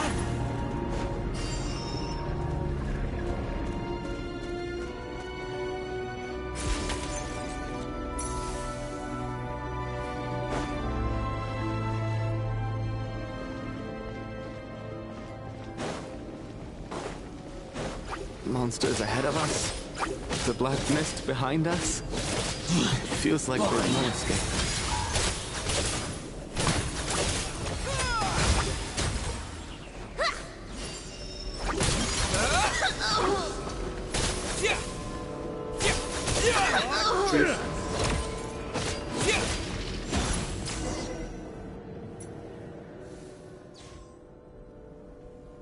Are you hurt, Coolish? No. I'm fine. It's just... Suddenly I don't want to walk any further. I get you. In fact, I reached my limit a long time ago. Sometimes it feels like there's hope where there shouldn't be. Yeah. The hope that the star gives us is the only thing keeping us going. But I'm not sure it's real at all. It may just be a collective illusion. Otherwise, why would it always be out of reach?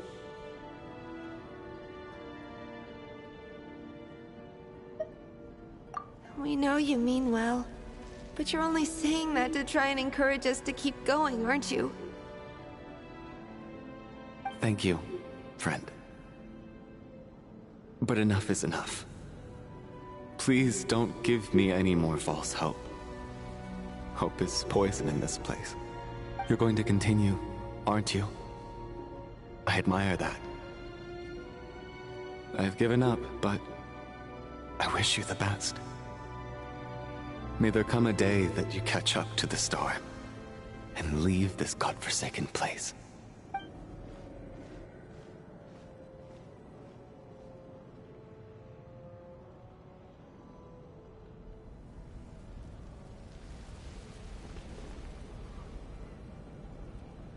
It's not an illusion. We really are getting closer to the star.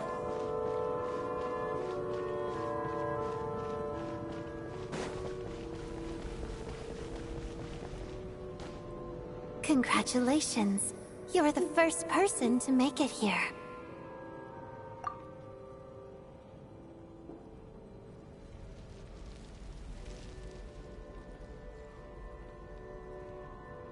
I'm the star's envoy. The black mist has stopped rising.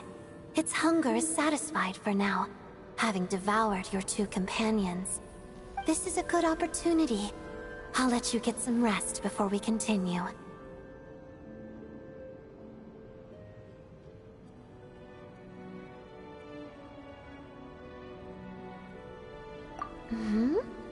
What do you mean, leave? The star represents the starting point. It's the waypoint for the beginning.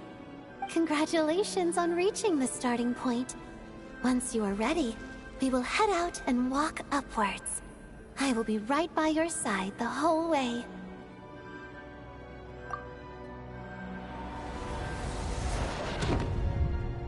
Huh? What's wrong? Hey, don't give up before the journey's even begun.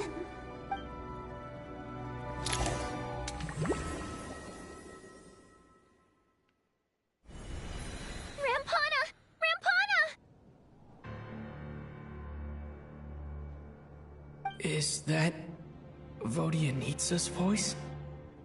What happened? Coolish, wake up! Please wake up!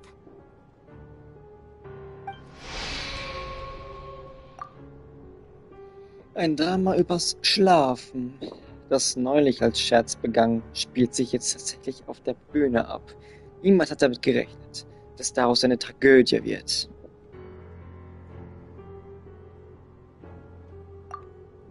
Alle stehen um die beiden Schläfer in der Mitte der Bühne herum. Ohne dich überhaupt genauer umzusehen, weißt du schon, was passiert ist, als hätte es dir jemand im Voraus gesagt. Foolish. Tot. Mitarbeiter der bla bla bla.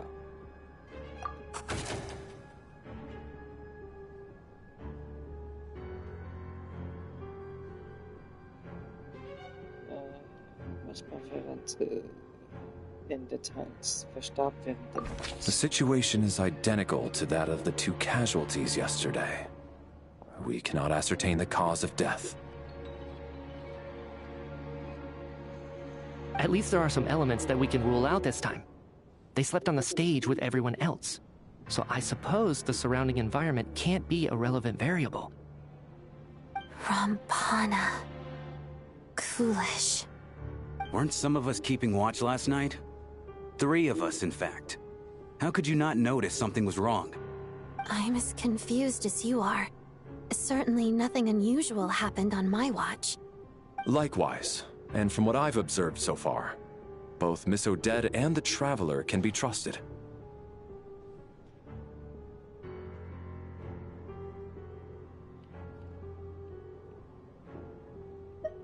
To be honest, I didn't get a wink of sleep last night.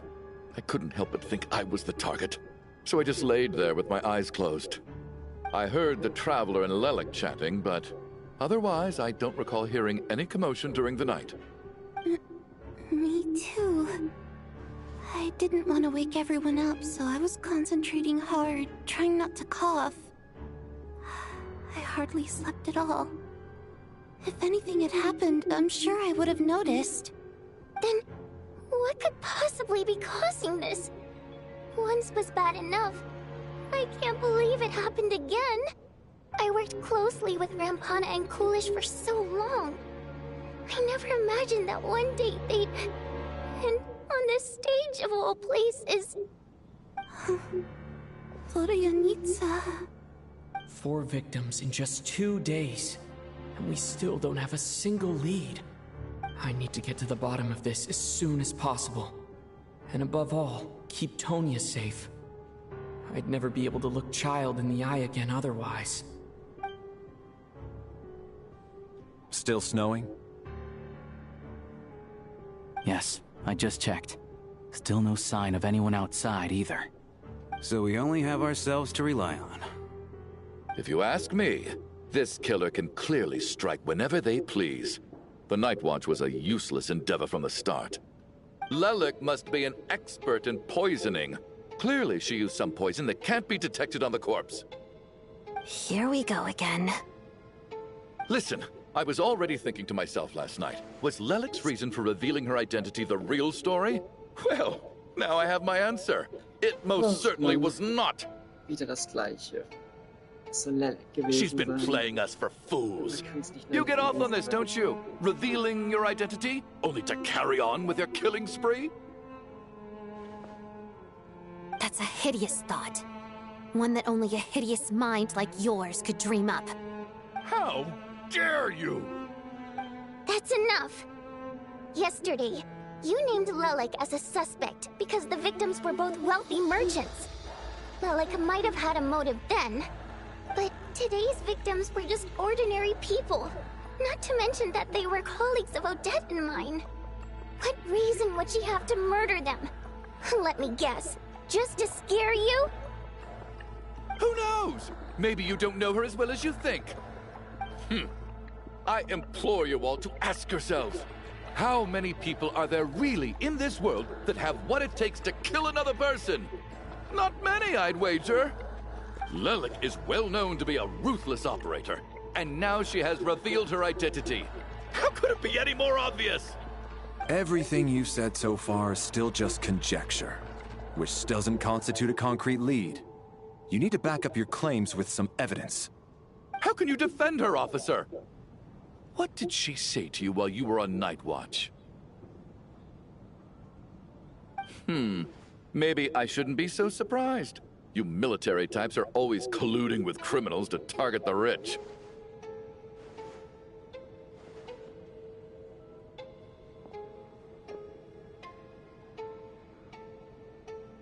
All so you can get your grubby paws on our hard-earned fortunes, then tell us to fall in line.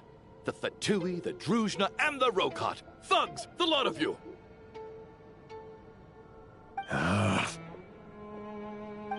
Don't you dare!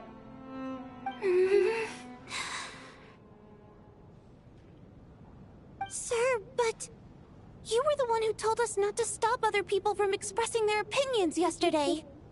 4 people have already died. Only yesterday I was chatting with Mr. Coolish. Then we woke up in the morning and he's... Turning against one another is the last thing we should be doing right now. Little girl.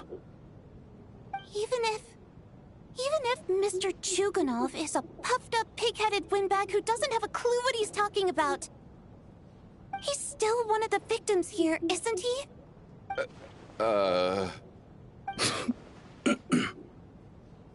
Quite. I had no intention of resorting to violence. But you're right, Miss Tonya. I ought not prevent him from speaking his mind. In any case, I believe Mr. Chuganov has calmed down a little now. We may resume our discussion. I don't think there's any need for that. What is there to discuss? Nothing about this situation is normal. Did you have an idea, Mitya? You're the brainiac here, right? Come on, clue us in. I've been mulling something over. All the leads we have so far concern things from outside the theater. Miss Odette's alter ego, the threats Mr. Chuganov received. But then there's the 2 double murder crime scenes themselves, which have given us absolutely nothing to go on whatsoever. That's highly unusual. Even with the most careful killers, there's always some evidence left behind. So what are you suggesting? I think this could be a supernatural event. It isn't characteristic of human-on-human homicide at all. Correct me if I'm wrong, but aren't you supposed to be a scientist? That doesn't sound like a conclusion someone like you is supposed to make. I got into scientific research because of my insatiable curiosity. But if the present situation defies all known scientific explanations, I don't mind shifting my curiosity toward the paranormal instead. Now that you mention it, I remember when I first came to the theater. I heard rumors about this place being haunted. Haunted? Yeah, I think I heard the same thing. But I mean, they're only rumors, right? We've worked here for years. Surely we would have noticed any spooky goings-on by now. Well, this has taken an unexpected turn. A haunted theater? If Paimon were here, she'd probably be hiding behind me in fear right now. Why don't we take this opportunity to look for clues again with a more open mind? Maybe a different perspective will help us see something different. Very well. Whether it's criminals or ghosts we're looking for, the same rules apply. Everyone needs to tread carefully. I'll move the bodies into the same room for now.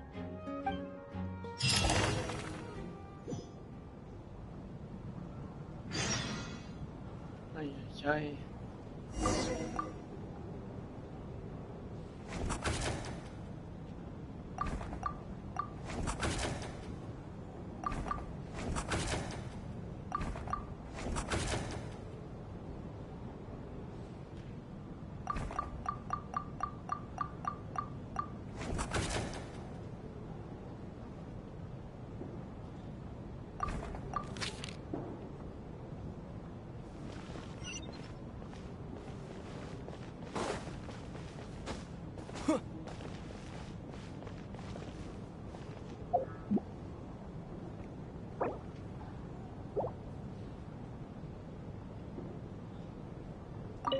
I need to think very hard about whether there's anything that ever needed hiding.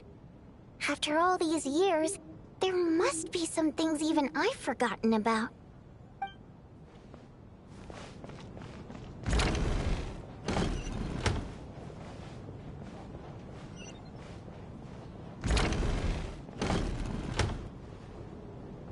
Valeri, come take a look at this.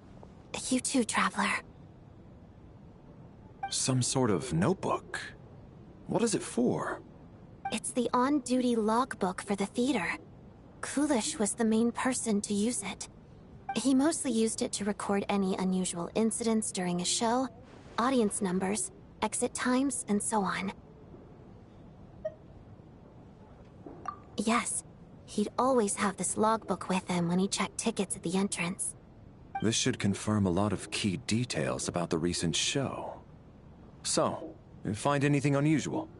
Yes. The number of people. I've checked and double-checked, but the numbers just don't match what's recorded in the logbook. Apparently, we have an extra person among us. Are we certain that logbook is accurate? Could someone have sneaked in without buying a ticket or something? Unlikely. Coolish took his duties very seriously. I've rarely seen any errors in his work. Not to mention that this was a dress rehearsal, meaning smaller audience numbers and tighter ticket restrictions than usual. Everything would have been well within his control. We no longer have our tickets with us, do we? They got collected on entry. I assume there's no way we can check them again. Unfortunately not. The theater recycles tickets. Once people are in the door, they don't tend to leave until the show ends, so we collect the tickets at the point of entry. Still, I'm inclined to believe that this discrepancy in the head count is significant somehow. Did an extra person just materialize out of thin air?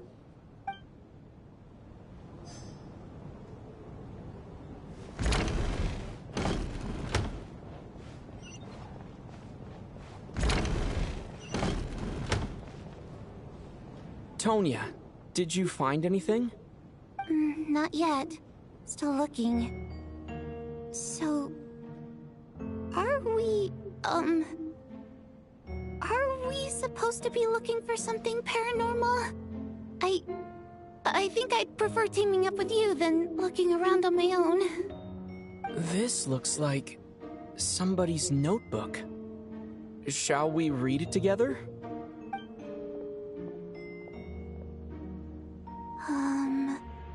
Well, it doesn't look scary or anything, so I guess it should be fine. Alright, let's read it together.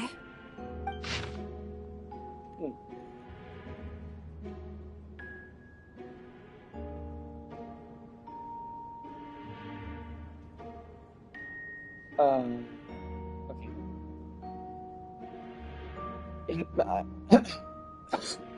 Danke. Ihr habt mir eins gesagt, dass ich es eines Tages verstehen würde, doch bis heute vermag ich nicht.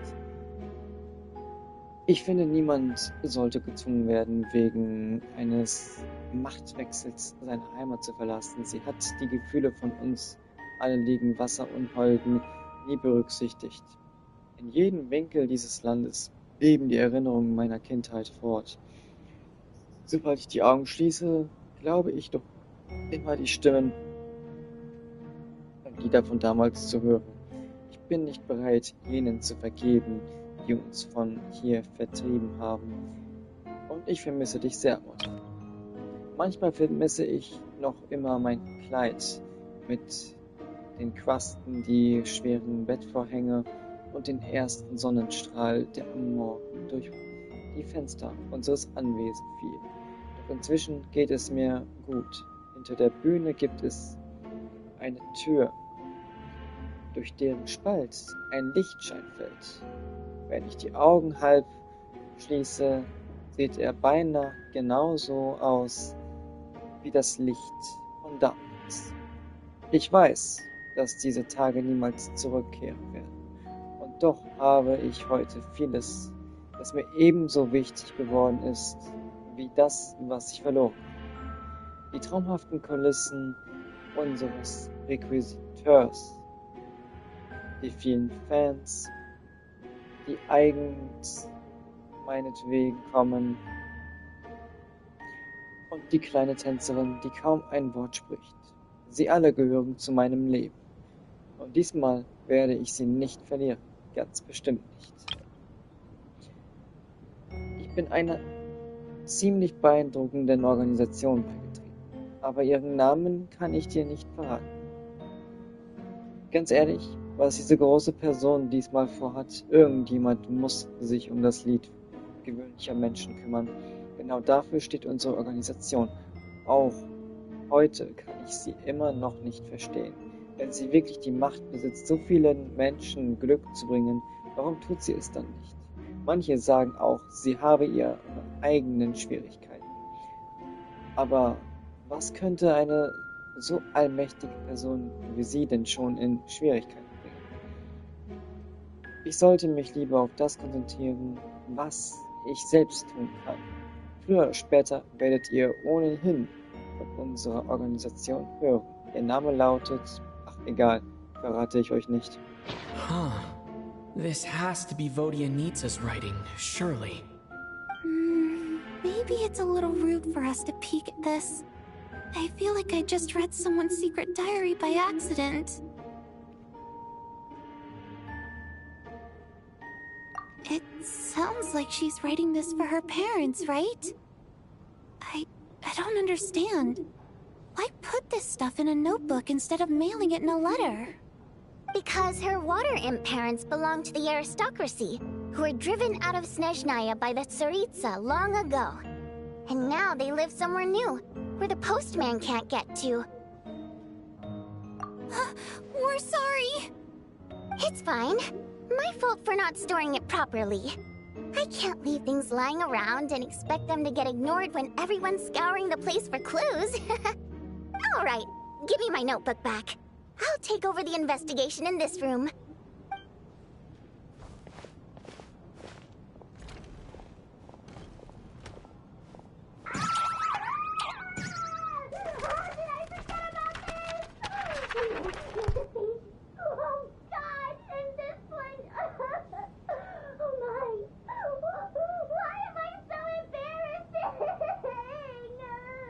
Oh, boy, it means I get crash out.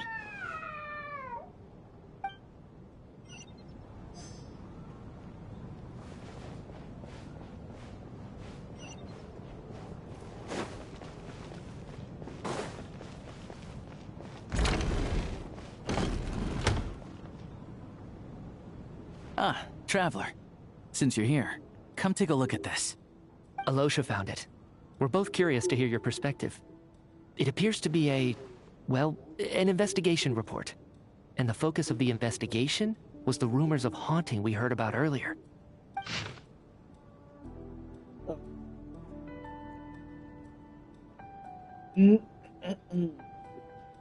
Dieser Auftrag erwies sich als weitaus komplexer als die Fälle, die sich lediglich mit Volkskunde befassten. Hinter den Ereignissen scheint sich etwas weit Geheimnisvolleres zu verbergen.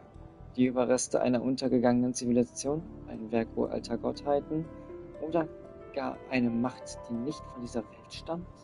Die Möglichkeiten lassen Raum für zahlreiche Spekulationen. Von nun an sollten wir uns zu Herzen nehmen, dass ein unscheinbarer äußerer Eindruck keineswegs bedeutet, dass auch die dahinterliegende Wahrheit von derselben Natur sein muss.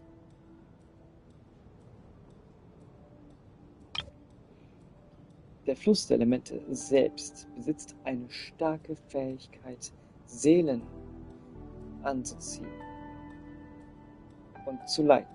Sobald sich die Seele eines Toten zum Körper löst, wird sie unter gewöhnlichen Umständen unmittelbar vom Fluss der Elemente aufgenommen. Ein Zustand des ziellosen Umherrinnens ist daher eigentlich nicht vorgesehen. Es hat sich jedoch herausgestellt, dass die Verbindung zwischen dem Theaterbereich und dem Fluss der Elemente unterbrochen ist. Zwar nur teilweise und nicht vollständig, doch dies gab einigen Seelen, die nicht zum Fluss der Elemente zurückkehren wollten, die Möglichkeit, im Theater zu verweilen. Solange ihre Widerstandskraft noch stark genug ist, können sie dort sogar für immer umherirren. Theoretisch sind diese Seelen jedoch nicht in der Lage, direkten Einfluss auf die Wirklichkeit zu nehmen. Nur in äußerst seltenen Fällen können sie visuelle Erscheinungen hervorrufen, die von lebenden Personen wahrgenommen werden. Insgesamt sind sie als harmlos eingestuft. Diese Erkenntnis dürfte den Verantwortlichen des Theaters eine gewisse Erleichterung verschaffen. Für mich jedoch ist die Untersuchung damit noch nicht abgeschlossen. Die eigentliche Frage lautet, weshalb wurde die Verbindung zum Fluss der Elemente überhaupt beeinträchtigt? Nach eingehender Sichtung zahlreicher Quellen erscheint derzeit folgende Hypothese am plausibelsten. Die Existenz einer Engelzivilisation und ihre frühen Versuche, eine Erneuerung des Flusses der Elemente durchzuführen. Die hier verfügbaren Informationen sind äußerst begrenzt. Ich muss so bald wie möglich in meine Heimat zurückkehren. An investigation report, huh? Looks quite old. This person's name looks to be of Sumeru origin to me. Was the investigator from Sumeru? The theater manager must have hired an investigator once specifically to look into this issue. But it doesn't look like anyone ever looked at the report. Presumably, the manager wanted to know if the supposed haunting was dangerous, while also being fearful of word getting out in case it affected the theater's business. Anyway, the bottom line is, the haunting is actually real after all. It's caused by an obstruction in the ley lines. Is there any chance this is the key to finally making some progress with the murder cases? Ley line problems are pretty unexceptional to me by this point. And while it certainly offers an explanation for the ghosts, it's hard to imagine what connection it could have to these two murder cases. Some of the language that appears at the very end of the report caught my eye. Angel civilization, ley line renovation? My area of research doesn't touch on any of that, so it's completely outside of my wheelhouse. Huh? A piece of paper just fell out from the report. It landed right by your feet.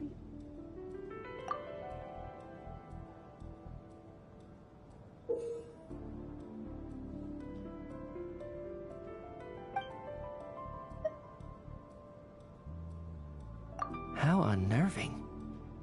It was tucked inside the report, so it must be a note left by the author. Death is near. Is that supposed to be what's going on here? With us, in the theater?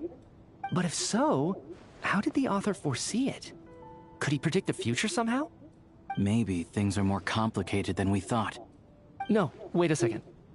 If we take the report and the note at face value, they completely contradict one another. The report definitively concludes that the hauntings in the theater are harmless and cannot affect the real world. But the note seems to be warning of potential danger. The question is, what exactly does the note mean by death? Beschreibt es einfach unsere Situation? Sind damit die Opfer gemeint oder könnte damit der Täter gemeint sein? The various ways we could interpret this keyword lead in completely different directions. Let's pause our analysis here for now. I think we need more information.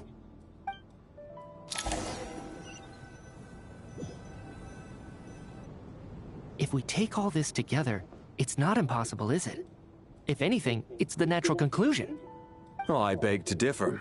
This sounds to me like a product of a researcher's vivid imagination. And perhaps it's because I'm still viewing this through the lens of a typical murder investigation. But still, I'm struggling to be persuaded by your theory. Does it really sound that far-fetched? Alright, well, let's treat that as speculation for now. I do agree with what you've said, so let's go with your idea for now. Good. Okay, now that we finally have some meaningful leads, I think it's time to reconvene. Let's get the others.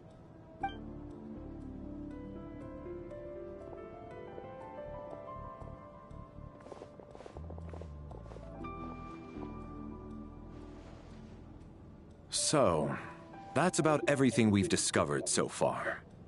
I'll share my theory first. Based on what we've learned from the logbook, I believe the extra person among us is most likely the killer. If the killer had simply bought a ticket, it would have greatly increased the risk of their identity being exposed. I expect he or she either hid in the theater ahead of time, or found a way to slip past the ticket inspection. They then blended in with the group and waited for an opportunity to strike. What about the note found in the investigation report? Any thoughts on how that fits in? The killer may have simply planted it there as some sort of sick joke. I've seen my fair share of psychopathic killers. They love playing cryptic mind games. So, it has nothing to do with the haunting of the theater after all. This theory makes sense to me. If we have an audience member unaccounted for, chances are they didn't come here to watch the show. Could it really be that simple? So, in other words, all we have to do is find out who got in here without a ticket, and all our problems will be solved? Then let me make one thing clear. All the theater staff should be well aware that I came here for the rehearsal legitimately, yes? There's no way I'm the one who didn't have a ticket. It's true. I hear you used every trick in the book to get a hold of that ticket, too. Everything short of throwing a temper tantrum and rolling around on the floor at the entrance.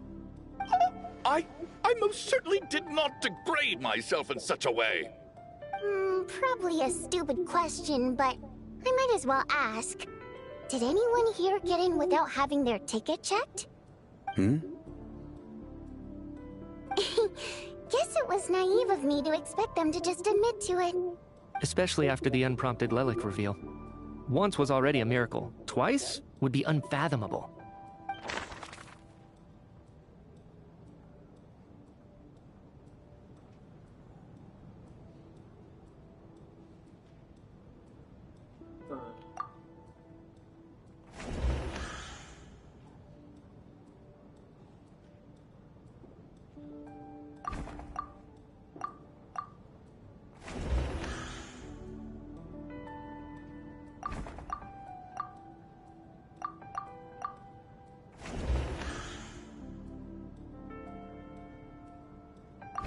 Valeri came to the theater to catch Mitya.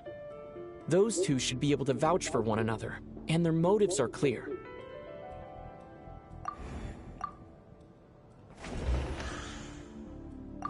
As things stand, the audience head count doesn't add up. I guess we can rule out the theater staff members.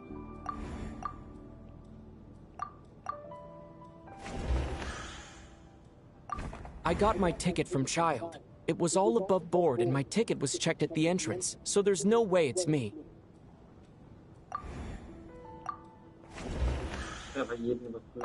Tonya received her ticket the same way I did.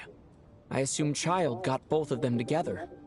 In any case, I knew in advance that Tonya was coming.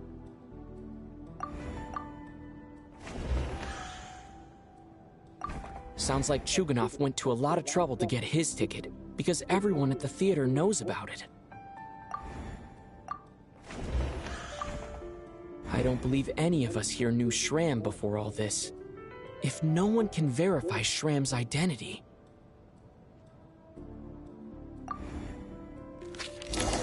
Mr. Shram, did you really go through the ticket inspection to get in here? Huh? Me? Why am I being singled out, my friend? Do I seem that suspicious? It's not that you stand out as suspicious, more that everyone else has been ruled out as trustworthy. Okay. Well, we spent the best part of 2 days together now, so I'm sure you can all tell what kind of person I am. I'm a true gentleman. I never dream of doing something like sneaking to the theater without a ticket. Yeah, I have no doubt that you're a good person. But the problem is, none of us here actually know you, so no one can say for sure that you are who you claim to be. Although, actually, what was it you said last night? Yeah, you're friends with that water imp, which is why you understand our primary mode of expression. Last time I checked, there were barely any of us remaining in Snezhnaya, since most of the water imps left. Could you tell me a little bit more about your friend? There's a good chance I actually know her. And I suppose it's also kind of a way for everyone else to get to know you a little better.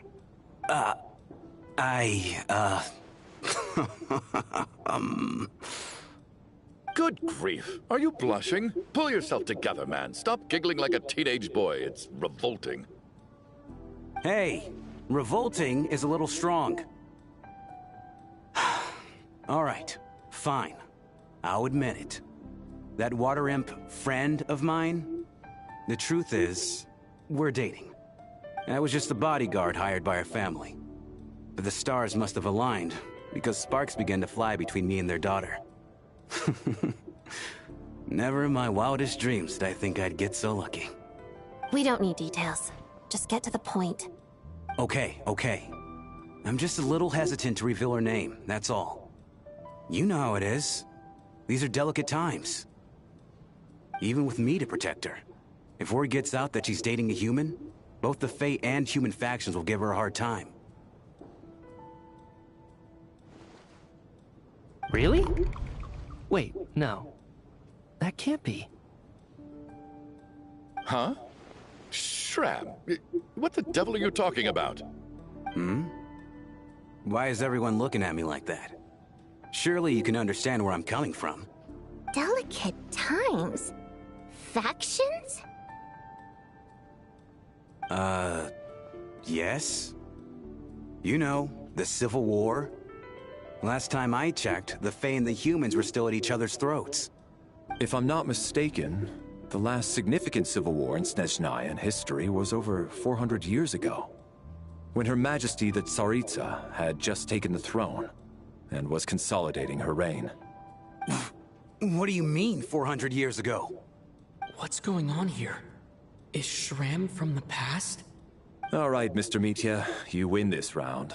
As far-fetched as it is, it appears that your theory may be correct. I'm just as amazed as you are. I didn't even believe it myself, to be honest. Is someone going to explain what's going on here? From the look on your face, you figured it out too, haven't you, Traveler?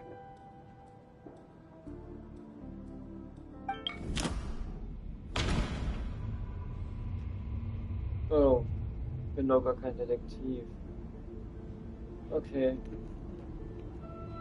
Laut dem Diensthandbuch des Theaters scheint eine Person zu viel vor Ort zu sein. Nie abgeschickter Brief von Vodjanica an ihre Familie. Noch unentdeckte Hinweise. Untersuchungsbericht zum Spuk im Theater. That seems to be the case. Shram's the extra person, but there's no way of learning his identity from this clue.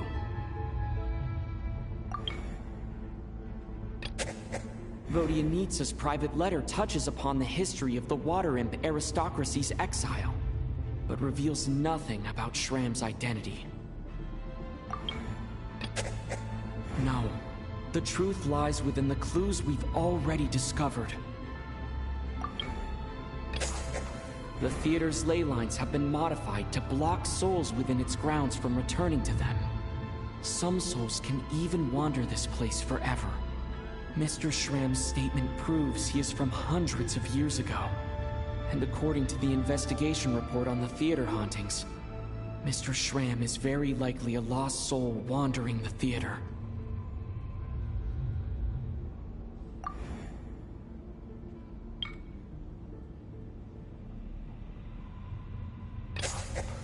For some unknown reason, the soul that has been wandering the theater due to the ley line issues has joined our group and blended in. Yeah, that must be the immediate reason why the ticket count doesn't match the number of people present.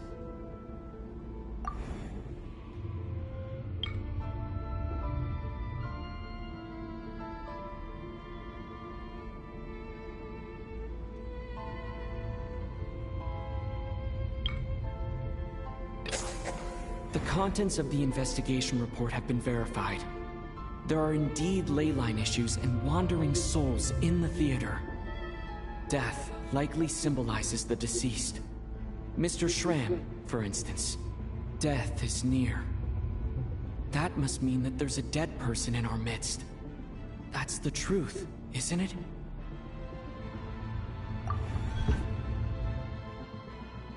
Yeah, the logic is clear now. The investigation report said that there would be souls stuck wandering around the theater because the ley lines were cut off. Mr. Shram must be one such soul who died in the theater a long time ago. In which case, that also makes him our extra person. So when the note said death is near, it must have been referring to death as in the deceased, people who died a long time ago. Someone who died a long time ago. In short, there's a dead person among us. The extra person we've been searching for is a ghost from the past. You mean I'm a ghost? No, no, no. Don't make jokes like that, my man. There must be some mistake. But even if I was dead, I know for a fact I didn't kill anyone these past 2 nights. Yeah, even if all that's true, the report also said the souls inside the theater can't affect reality, right? They're harmless. Then what if the problem isn't the souls at all, but the ley lines themselves? The ley lines have a powerful ability to attract and devour souls. Let's say that the ley lines are like a black hole, constantly seeking to engulf souls. But the souls that don't want to return are trying to avoid being sucked in. Huh. Why does this analogy sound so familiar? What happens when the black hole can't achieve its goal? I'm only speculating here, but what if it ended up swallowing innocent souls by mistake? Or intentionally taking other souls to compensate? That could explain why we weren't able to determine a cause of death. If you're right, and their souls were devoured by the ley lines, it does make some sense. It does seem to explain a lot of the things we couldn't make sense of. Does that mean it's true? Except there's no concrete evidence. Mitya is relying on a lot of logical leaps. Still, it seems like the best explanation we have under the circumstances. Alright, so how could Shram not know that he's dead?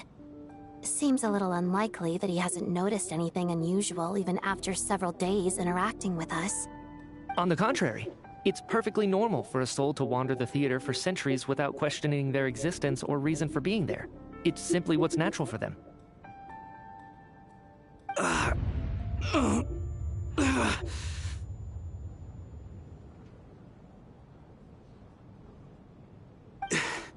You know what, Mr. Brainiac? I think you might actually be right after all.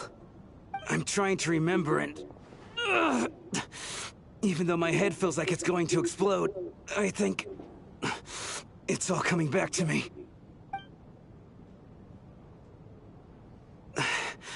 I was the one who didn't want to remember my own death. So I forced myself to forget. Well, I'm sure those are painful memories. My lady and I snuck out to go on a date one day. We bought tickets for the theater. It wasn't really my thing, but I was just happy to be together.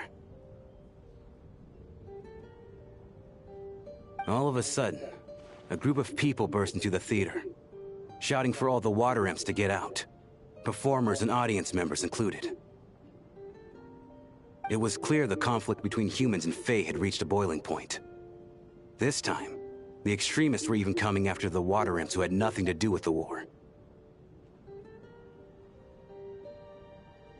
I thought I could pull one over on them, so I took off my jacket, draped it over my lady, and tried to sneak out amid the chaos.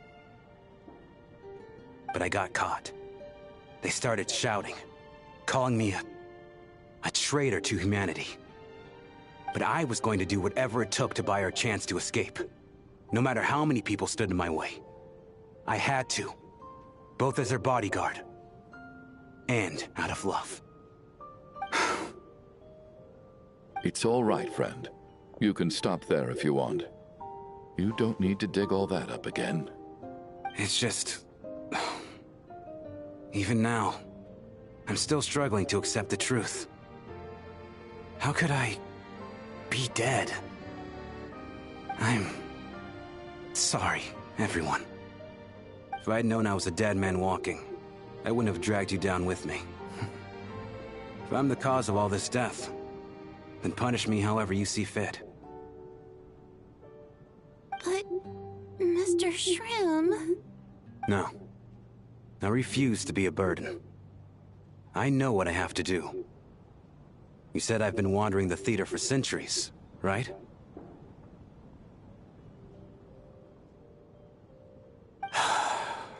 I guess it's high time I got a breath of fresh air.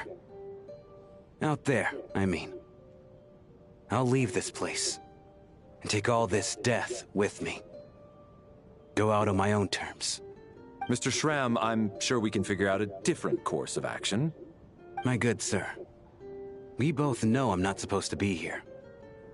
I should have accepted my death long ago. One way or another, this has to end. Unless you're saying this goes against another one of your military principles somehow. No, I'm speaking on a personal level this time. Let it go, man. Oh, wait. One last thing. Miss Wateramp. My lover. Her name was Letia. Letia Ozarova. Do you know what happened to her? Ozarova. Oh, Auntie Ozarova. That's what we all called her. I remember her as a very kind elder. She had a bunch of kids, too. I'm so glad she survived. And she had lots of kids? Good. That's... good. I could hardly expect her to stay single just because of what happened to me, right? As long as she went on to be happy. That's all that matters. Besides, I'm dead. My soul's been wandering around here for so long because I was worried about her. But now, I can go without regret. There's no need to see me off, my friends. I've enjoyed our time together over these past few days. Perhaps we'll meet again in the next life.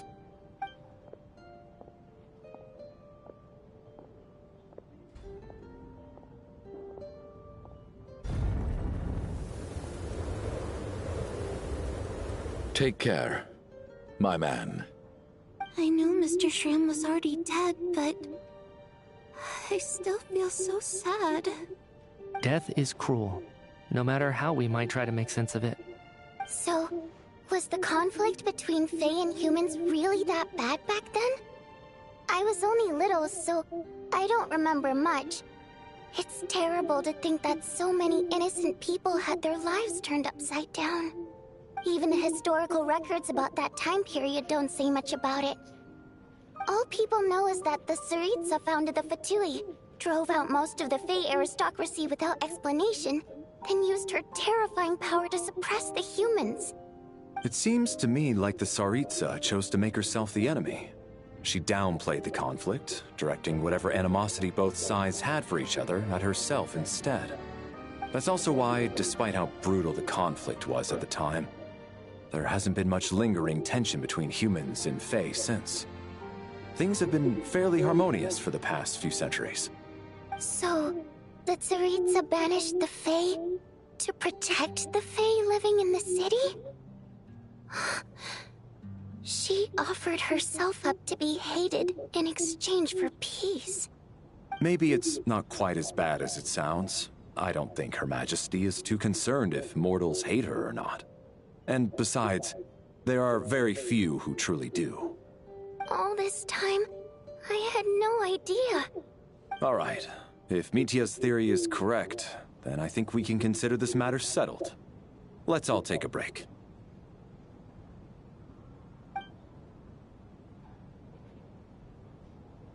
Ugh, if only this blasted storm wasn't still raging on.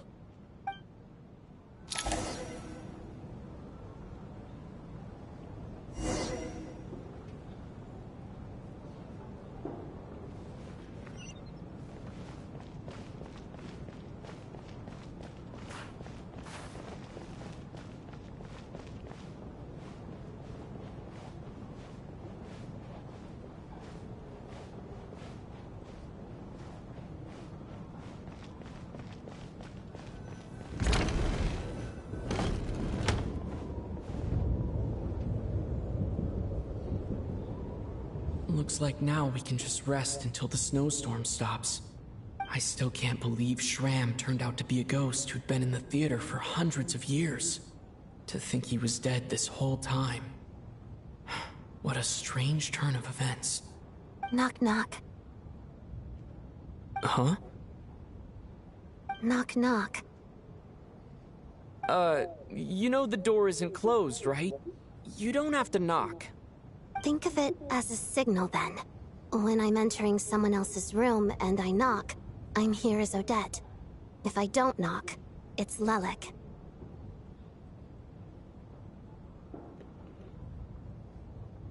Thanks. So, why did you come to find me? Is there something I can help with? Vodyanitsa said you knew about my secret identity from the start. But when everyone was discussing who Lelik could be, you were worried that revealing what you knew would be unfair to me, so you kept it to yourself, right? Yes, I'm extremely grateful for that. It's nothing. I should thank you for that as well. Actually, there's something else as well. I found myself in a situation similar to the one you were in when you helped conceal my identity. So I thought I'd come and ask you for advice.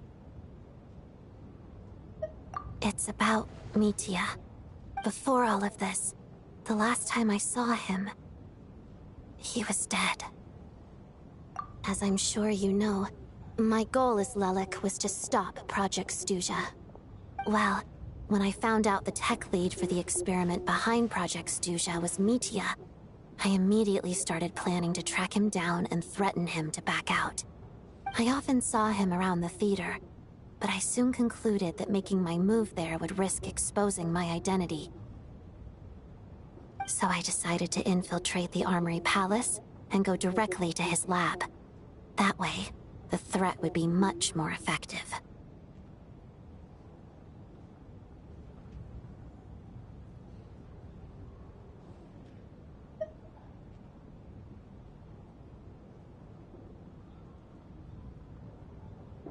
Well, I suppose there was a bit of luck involved. But I am a Fatus, so I already had some familiarity with the building's layout. But when I finally made it to his lab, Mitya seemed to be dead.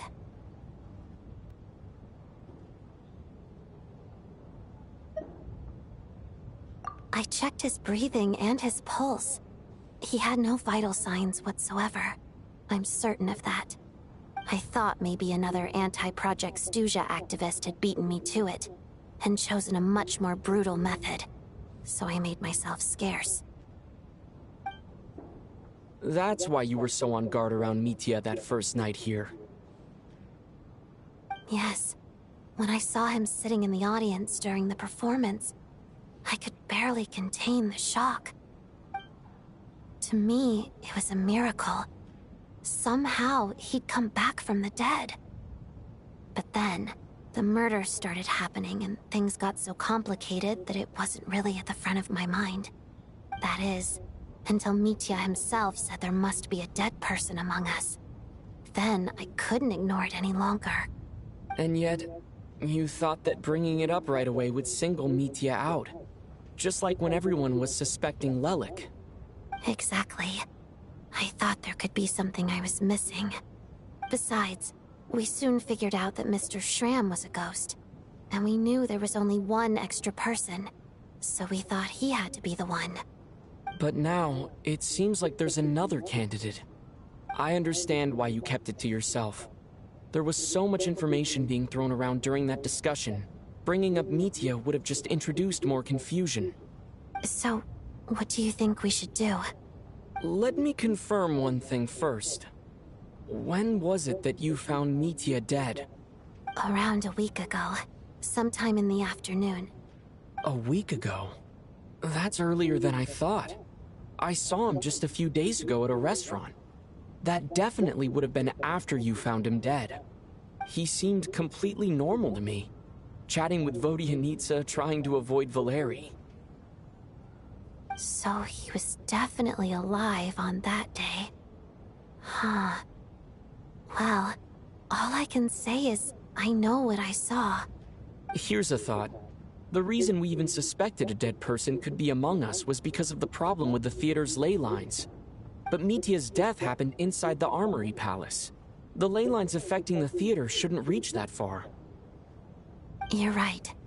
I guess he doesn't fit the profile of the person we were searching for. I think the chances of it being him are very low. Surely he can't have died for real in the Armory Palace. Unless... Unless what? Unless he really did come back from the dead. You're right. Do you think we need to disclose this to the others? Huh, what's this? A private meet and greet? Where do I line up? That's not what's going on here. Well, I was just making the rounds. Thought I'd try to lighten the mood a bit. Vodyanitsa's handing out food if you're hungry.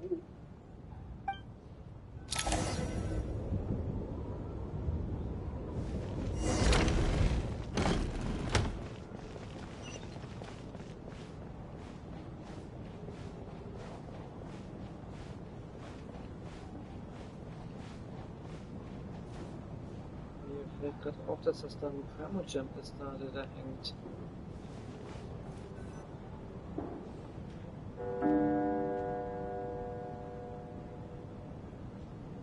What is going on with this storm? Could it be connected to that monster that just arrived in Snezhnaya? I almost hope it is. Her Majesty the Tsaritsa left to vanquish that beast herself. We just need to wait for her triumphant return. Do you think people still feel the cold after they die? I'm wondering about Shram. Oh, maybe we should have given him a coat before he went out there. Death itself is cold, isn't it? I'm sure the storm will embrace him. Well, I hope he has a safe journey. I'm going to miss him, I think. It's not like we can blame him for Rampana and Kulish's deaths. Thinking back on it, we barely made it out alive ourselves. Once we get out of here, how are we going to explain what happened to their families?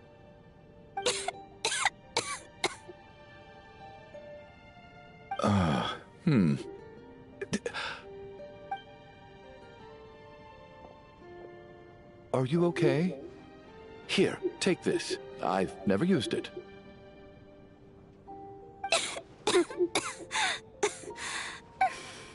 Thanks. Look who's Mr. Nice Guy all of a sudden. Is it because Tonya stood up for you this morning? At least you know how to return a favor. Yeah, without Tonya, who knows how badly he would have been hurt. I told you already, I never intended to resort to violence. Duh, bunch of rascals. Little girl? I was rather surprised when you spoke up for me this morning. I didn't think I had many admirers here, so, thank you. Oh, no need to thank me. I said some bad stuff about you too. I've been, too embarrassed to admit it, but, you remind me a lot of my daughter. So kind to everyone, but never lets her old man off the hook. Unless my wife and I are having a fight, then she's always on my side. Especially when she was little. Every time I took her out...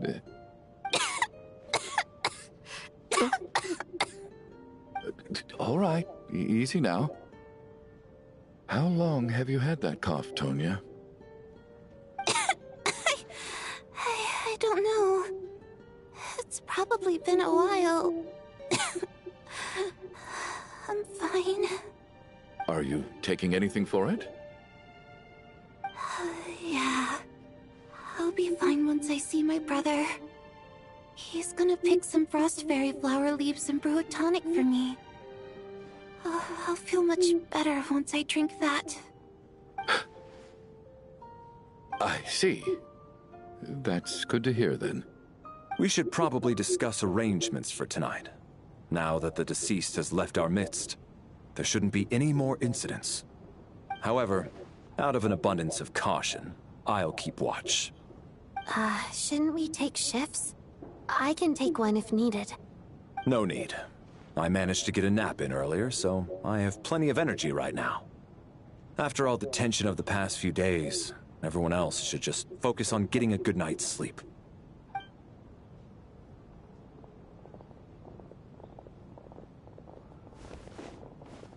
What a long day. This whole situation turned out to be way more complicated than I expected. But Valeri's right. I should just try to calm down and get some rest. The last thing I want is to give myself nightmares.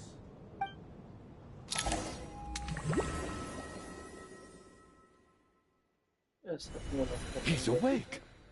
He's awake! Get over here, you big lug, and take a look! If you must call me something, call me Mr. Door. The Black Mist is coming. You need to go. Are you all right? Can you walk? We just got attacked by monsters on our way up. That Mr. Door fellow protected us. He just seemed to come out of nowhere.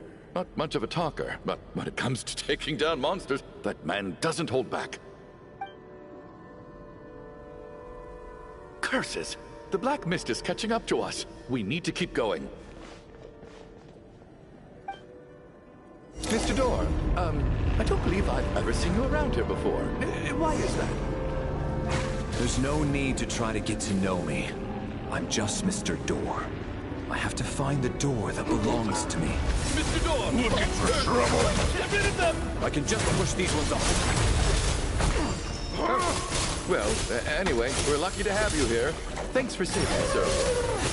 No need to thank me. This is where my duty lies. What the? Just you wait. Er ist gerade gestorben. Oder da runtergefallen ist. Passiert halt, ne? So we're doing this the hard way. Ready to taste my piss? Go! Encase! How?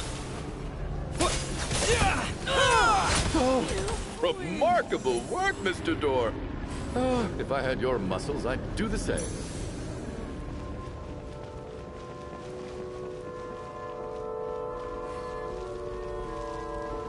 Are none of these doors the one you're looking for? No.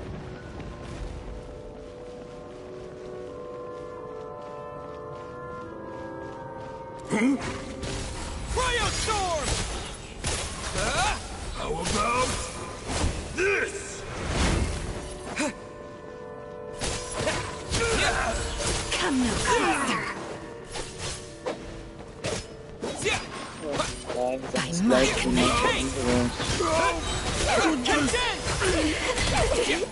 Impossible.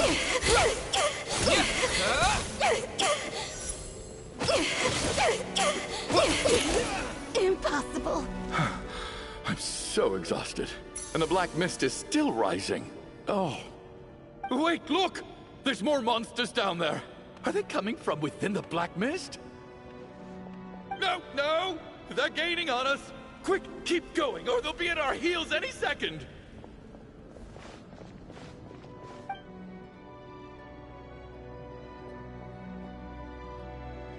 Mr. Door, what are you doing? We need to get out of here. They're coming! Found it. This is my door. What? You mean you're going to stay here? I am a door. This is where my duty lies. No! You saved us. We can't leave you behind. You must keep going. A door can only keep things out for so long.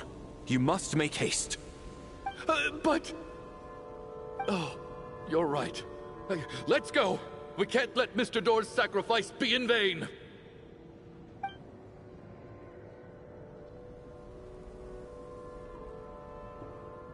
The Black Mist isn't moving anymore. Looks like both the monsters and Mr. Door are gone. I didn't just imagine all that, did I? Surely I wasn't so scared out of my mind that I hallucinated a door as a human being? Oh, okay, good. There's no way we both hallucinated the same thing. Getting sleepy? Well, looks like we're safe for now. Go ahead. Let's get some rest.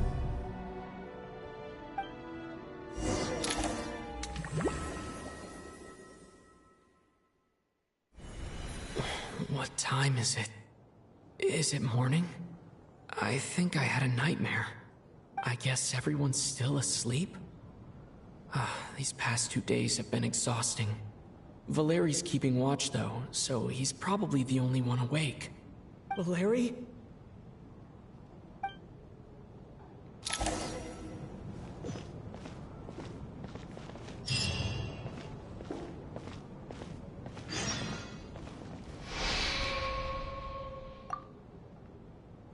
Er wirkt so ruhig und gelassen wie immer. Selbst jetzt scheint es so, als gäbe es keine Last, die er nicht tragen könnte.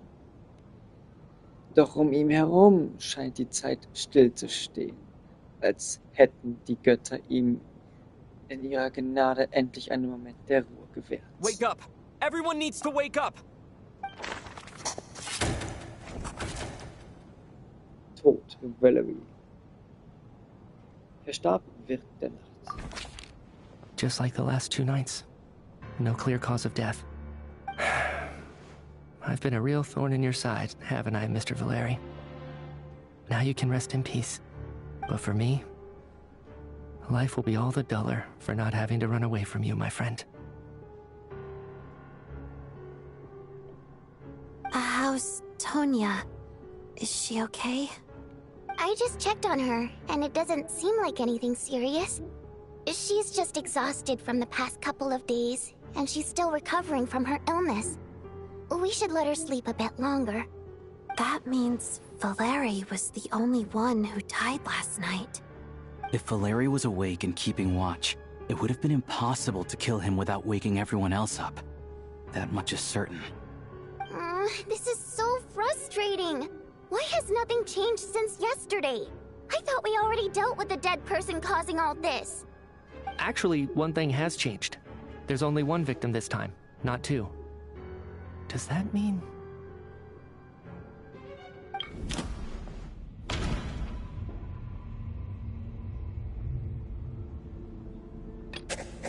No similar cases have ever been confirmed, so this theory doesn't seem to hold up.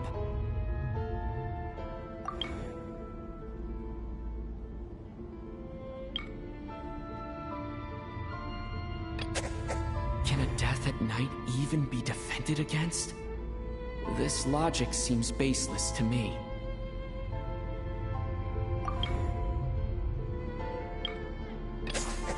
After the deceased Shram left, there was one less victim last night. That more or less tracks. It's a reasonable conclusion, considering the only variable that changed. The number of people who die each night is equivalent to the number of dead among us. That's your theory, right? Exactly. We identified Mr. Shram, and the night after he left, the death toll dropped from 2 to 1. By that logic, there must be one more dead person left among us. Another one? But there was only one person unaccounted for in the ticket checks, right? The head count should match up now.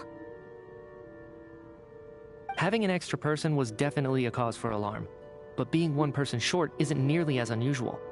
Someone could have left in the middle of the show, or made it out before the storm hit. One more dead person among us. If Mitya's theory is right, then what Odette told me seems a lot more relevant. It's just, at the time, we had no reason to think there was more than one dead person. If only we'd taken it more seriously as a possibility, maybe this could have been avoided. I'm sorry. This is my fault. I had information that could have been helpful, but I held back. I should have brought it up right away. I'm partly to blame as well. I was too quick to dismiss Odette's concerns. What is this about? What have you two been getting up to behind my back? Sounds like there's some big news you've been keeping from the rest of us. Well, we're all ears.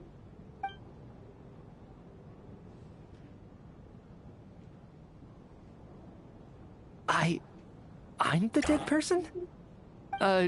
Wow, that's certainly news to me. Odette and I talked about it yesterday, but we thought it just wasn't possible, so we left it at that. Yeah, I don't blame you. If I'd been there, I probably would have reached the same conclusion. It just sounds too unbelievable. Let me just try and verify this. I just scoured my memories trying to think back to the afternoon Miss Odette mentioned. But I honestly have no recollection of dying. That's where I'm different than Mr. Shram. Having seen Mr. Mitya a few days ago myself, I also find it hard to believe he could be the other dead person among us. Well, if it isn't Mitya, then who? Do we vote on it? If you don't mind me asking, Traveler, I believe you mentioned that you know Tonya's brother. Had you ever met her before all this? No, never. Wait, are you saying... Now just 1 minute. I know where this is going. You can't just randomly point a finger at anyone you want. You're in the hot seat, and all of a sudden you want to divert our suspicions onto somebody else? Trying to pick a fight, Mr. Chuganov? Whenever you open your mouth, all you do is attack people, and I've had enough of it. If you don't want to engage in a civil discussion, you can shut up. You little brat! Did Mitya ask about Tonya because he suspects her? I suppose I only identified her by age, and nothing else. Could that mean... I'm just saying, you're going around casting suspicion on people for no reason. How could Tonya be dead? I can vouch for her, if nothing else. I've seen her before. She's the sister of that Harbinger, isn't she? The one called Child. Oh, really? You're telling the truth? Since being here, I don't think I ever mentioned she was Child's sister specifically. Does Chuganov actually know her? If Chuganov can vouch for her, then it can't be Tonya either. In which case, it seems unlikely that there's another dead person among us at all. Miss Odette, could you go over that afternoon with me one more time, when you found me dead? No problem.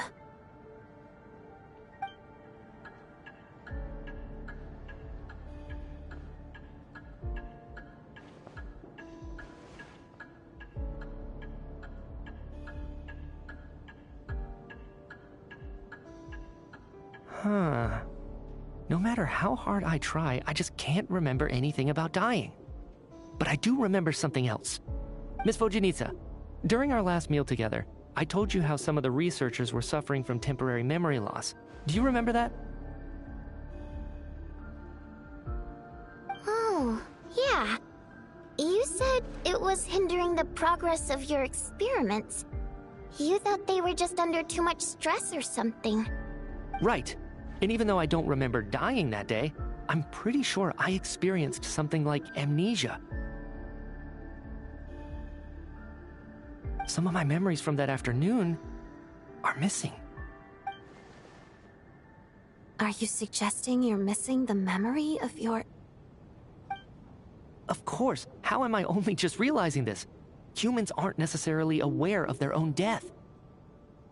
You mean being silently assassinated, or dying in your sleep? Situations like that? The researcher's amnesia. Suddenly it all makes sense. I must thank you, Odette. I think your perspective just helped me reach a breakthrough on a series of issues that have been troubling me for quite some time. All right. It's decided then. I'll be the one to leave today. Oh, leave? Hey, wait a minute. Aren't you rushing into this? What if you're wrong? You'll pay with your life. Come on, kid. Aren't you gonna fight for your life? This seems like a rash decision. I have other reasons beyond what's been discussed. In fact, thinking back, I remember during Miss Odette's performance, while I was sitting in the audience stalls, a brilliant new idea for my research popped into my mind. But then, my train of thought suddenly cut off. I can't remember it now at all, and I didn't take any notes. I guess that must be another instance of temporary amnesia. No. Hold on. I see where you're going with this. You're suggesting that each instance of temporary amnesia is a death, right? There's a glaringly obvious flaw in that idea, no? How can one person die so many times? I believe Miss Odette's account. During the period where my memory is blank, I must have been either dead or in a similar state. All it would take is for the same thing to happen in the theater, and I would come under the effect of the ley lines in this vicinity. This increases the likelihood of me being the deceased, does it not? But... There's no evidence to suggest that anyone other than me is a candidate for the deceased. So allow me, as a scientist, to treat this as an experiment. Please relax, everyone. I don't think things are as bad as they may seem. If I really am the deceased, then to leave the theater will be a relief for me. If, on the other hand, I'm still alive right now, well, apparently you've all witnessed my resurrection recently anyway. Who's to say I won't return from the dead again this time? Mitya's right. This is the only thing we can try right now. I think he's deliberately downplaying the gravity of the situation, though. He probably doesn't want to burden everyone. What is a scientist if not someone who gambles on experiment after experiment in an attempt to obtain the truth? With this snowstorm, the ley line phenomenon, ghosts of the dead, and my amnesia, we've been paralyzed by not knowing and powerless to do anything about it. It's a terrible feeling. But if I do get resurrected, you can be sure that I'll come back with the truth of all this. Just you wait.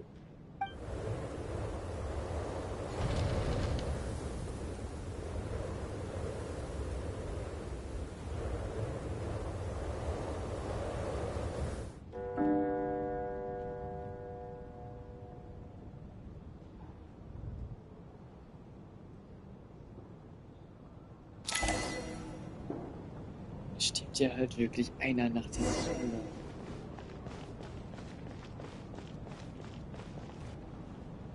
Poor Mr. Mitya. I didn't even get to see him one last time.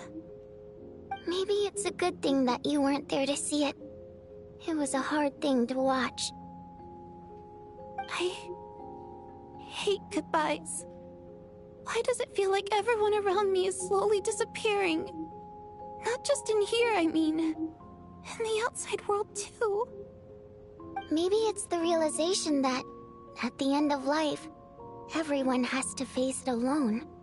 Come to think of it, the main reason we're still alive right now is pure luck. Each morning here, for every one of us, there's the chance that we might not wake up. You could take it a step further and say that the same is true outside, too. Who can never be 100% sure when they drift off to sleep that they'll open their eyes again in the morning?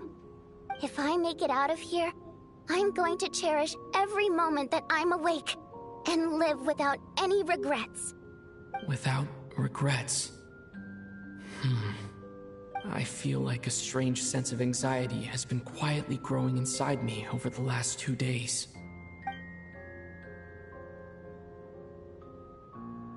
Are you okay? You look really glum. If something's bugging you, let's talk about it. There's only a few of us left here now. After everything we've been through, what's the point in keeping things bottled up? I have a travel companion named Paimon. Alosha and Odette have met her before. She's been feeling unwell recently. You're worried about her, aren't you? That makes sense. We've been trapped in here for days. To be honest, I used to feel like I was just a spectator in this world, watching everything that happens from the sidelines. Maybe it's because I'm a descender. A descender? But with Paimon by my side, over time, I slowly felt my connection to this world growing stronger. She loves eating, sleeping, and having fun, but she's also a great guide. It's her authenticity that makes this whole world feel more real for me. Over the last few days that we've been apart, I've often caught myself wondering, what would Paimon say if she were here right now?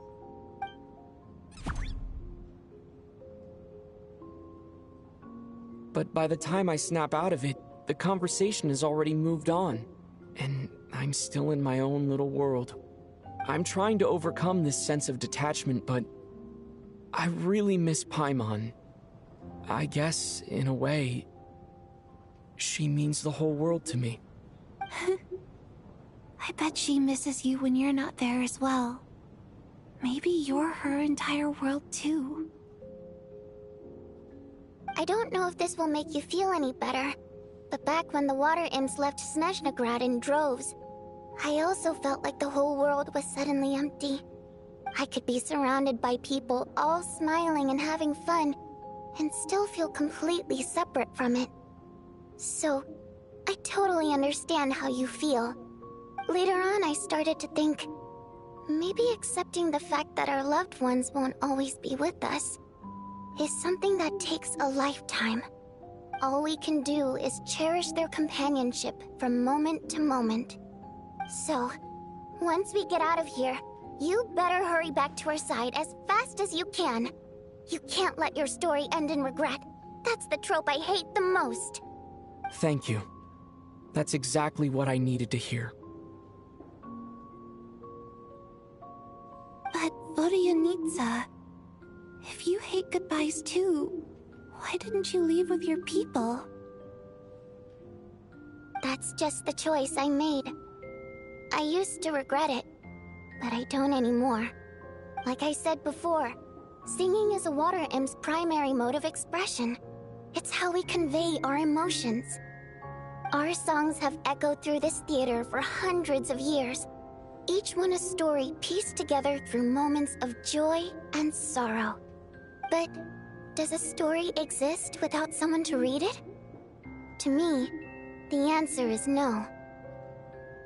So I made the choice to stay. That way, there would still be someone left to sing these songs and listen to their stories. Otherwise, they could have been lost forever.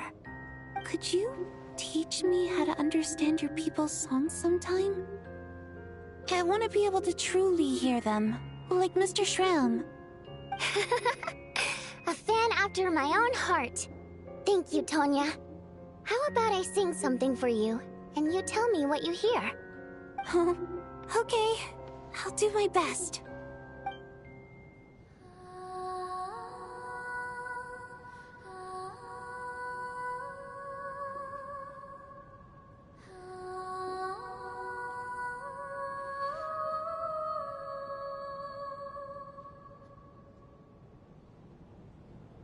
I've never heard that one before. I feel like I can hear a sense of longing somehow. I wonder why that is. Color me impressed, Tonya. You're a keen listener. Most people can only tell if a song is happy or sad. I didn't think you'd be able to pick up on such specific details. So, what's the song about then? Come on, tell me! I've actually never performed this song in the theater before, because it has more of a ceremonial purpose for our people. It's not meant for the stage. It means something like, "May those we have lost watch over us, and follow this song back home in the night, so that we might be reunited once more."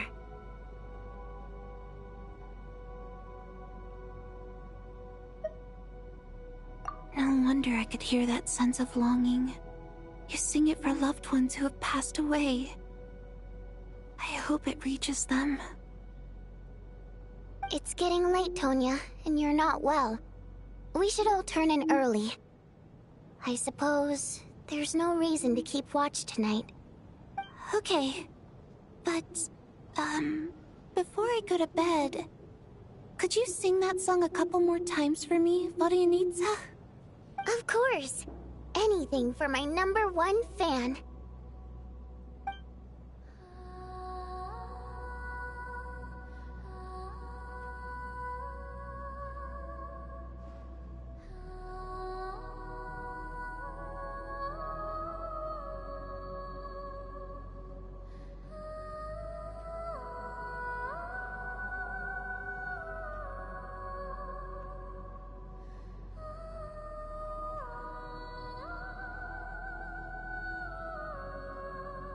Once I get out of here, I definitely don't plan on ever coming back. But I guess that means I'll never get to hear Vodyanitsa sing again. That's a sad thought. Before I fall asleep, I should cherish this moment of companionship while it lasts.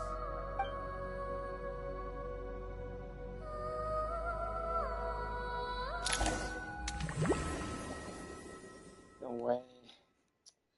Das ist ja noch nicht vorbei. Where am I?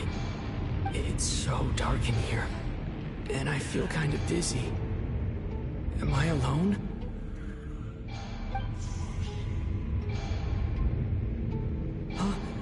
What was that noise?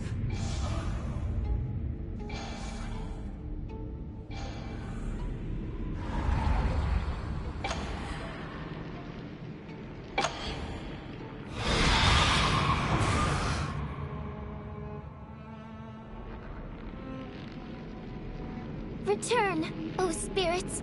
Fulfill your oath of protection.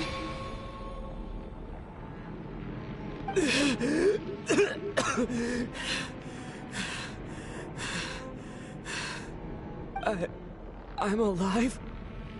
What just happened? No time for questions. Quick, over here. Turn on the switch. We need to bring back the light.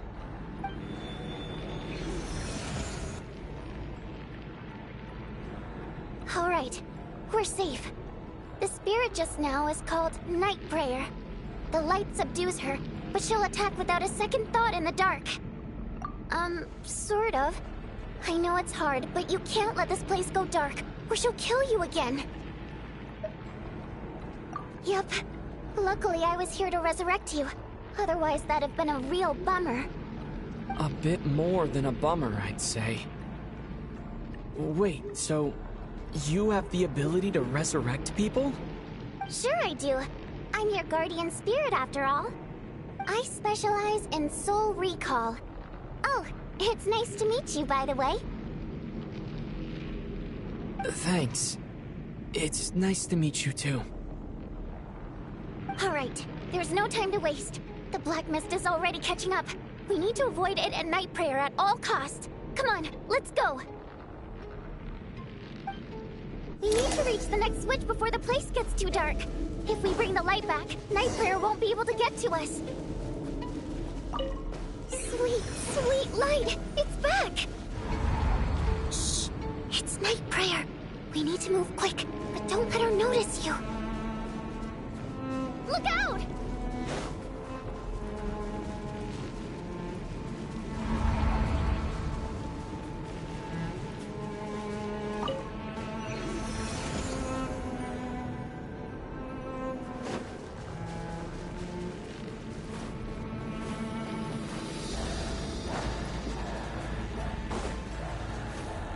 The next switch is over there.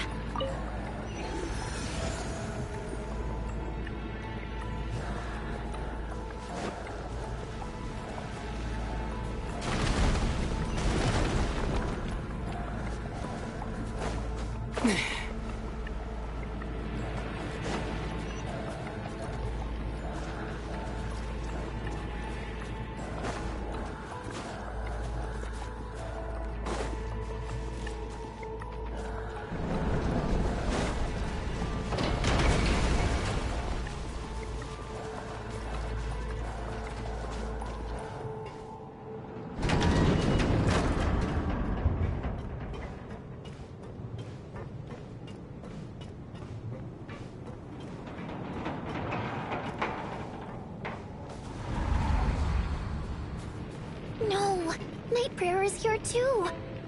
This can't be the only path. Let's head up there and take a look.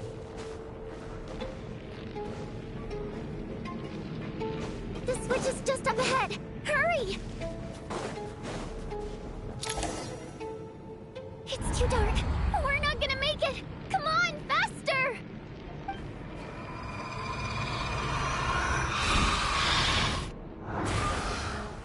Traveler! I won't let you die like this. Not on my watch.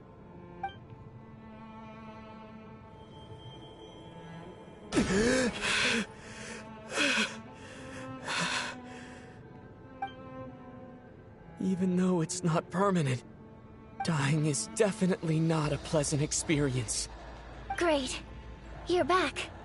Yeah, thanks to you. Time for you to get out of here. Quick, before the light runs out. What about you? You're not coming with me? I can't. I've already been used up. A guardian spirit's skills are finite. I can only resurrect someone so many times. I might not look any different, but my essence has been exhausted. Now, I will slowly start to fade away. I can go no further. The black mist is where I belong. It's okay. Why didn't you tell me sooner? Because it wouldn't have changed anything. That knowledge would have just burdened you. And a guardian spirit's role is to protect. But... Go. Now, before it's too late. I already hear night prayer approaching.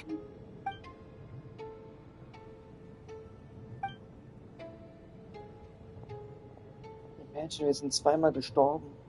Endgültig sogar.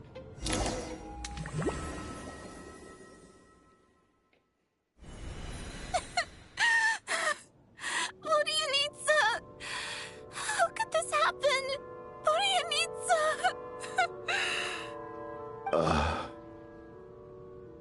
Well, I guess there's no need to inspect the body. Du beginnst gegenüber den tragischen Todesfall abzustumpfen, die jeden Morgen auf dich warten. Schon bald scheint das Wehklagen unzähliger Wasserunholde im Theater wieder zu hallen, erfüllt von tiefer Zuneigung und Trauer um Wodianica. Deine Gefühle lassen sich davon anstecken und ein schweres Gefühl macht sich in deiner Brust breit.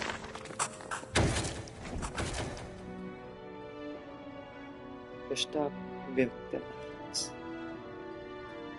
This wasn't supposed to happen. You lied to us, didn't you, Chuganov? You've been lying from the start. Take a long, hard look at yourself before you go around accusing other people.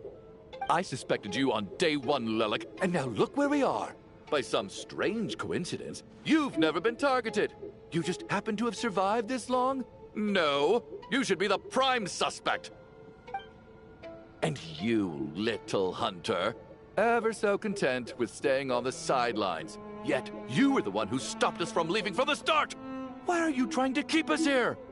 Now you're just lashing out indiscriminately. That's either a sign of anxiety or a guilty conscience. Where was all this passion and bravado before? Decided to fight until the bitter end. Is that it? Is that a threat? Fine, bring it on. You think I'm afraid to die after all this? You want to kill me? Go ahead. I'd like to see you try.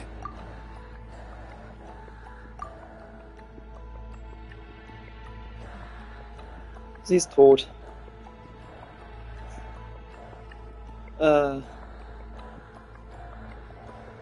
Hier sterben gerade Charakter, die eigentlich spielbar werden sollten. After all the trauma of the past few days, everyone's been pushed to the breaking point. Valeria and Mitya aren't here anymore. Someone else needs to step up and take charge. But first, I need to think this through. Considering everyone left, who's the most likely candidate for the deceased?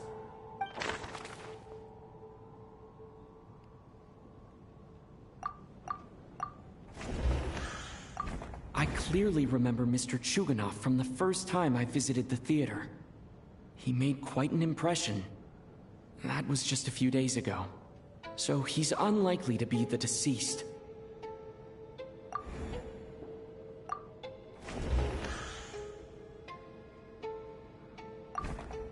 Of those who remain, the only person we've never met before is Tonya. There is room to doubt her true identity. People are easily misled by first impressions. Now that I think about it, Child's sister was in fact a label I imposed on her due to my own assumptions. But Mr. Chuganov vouched for Tonya's identity yesterday. With basically no other possibilities left. Could it be?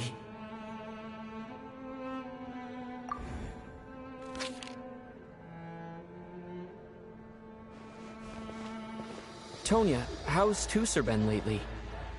Tusser? Your brother Ajax must have mentioned me in his letters home, right? Did he say anything about a blonde traveler? No. And my brother's name is Razik, not Ajax. Oh. Chuganov, Looks like it's your turn to do some explaining. Yesterday, you said you could vouch for Tonya. Why did you give us a false testimony?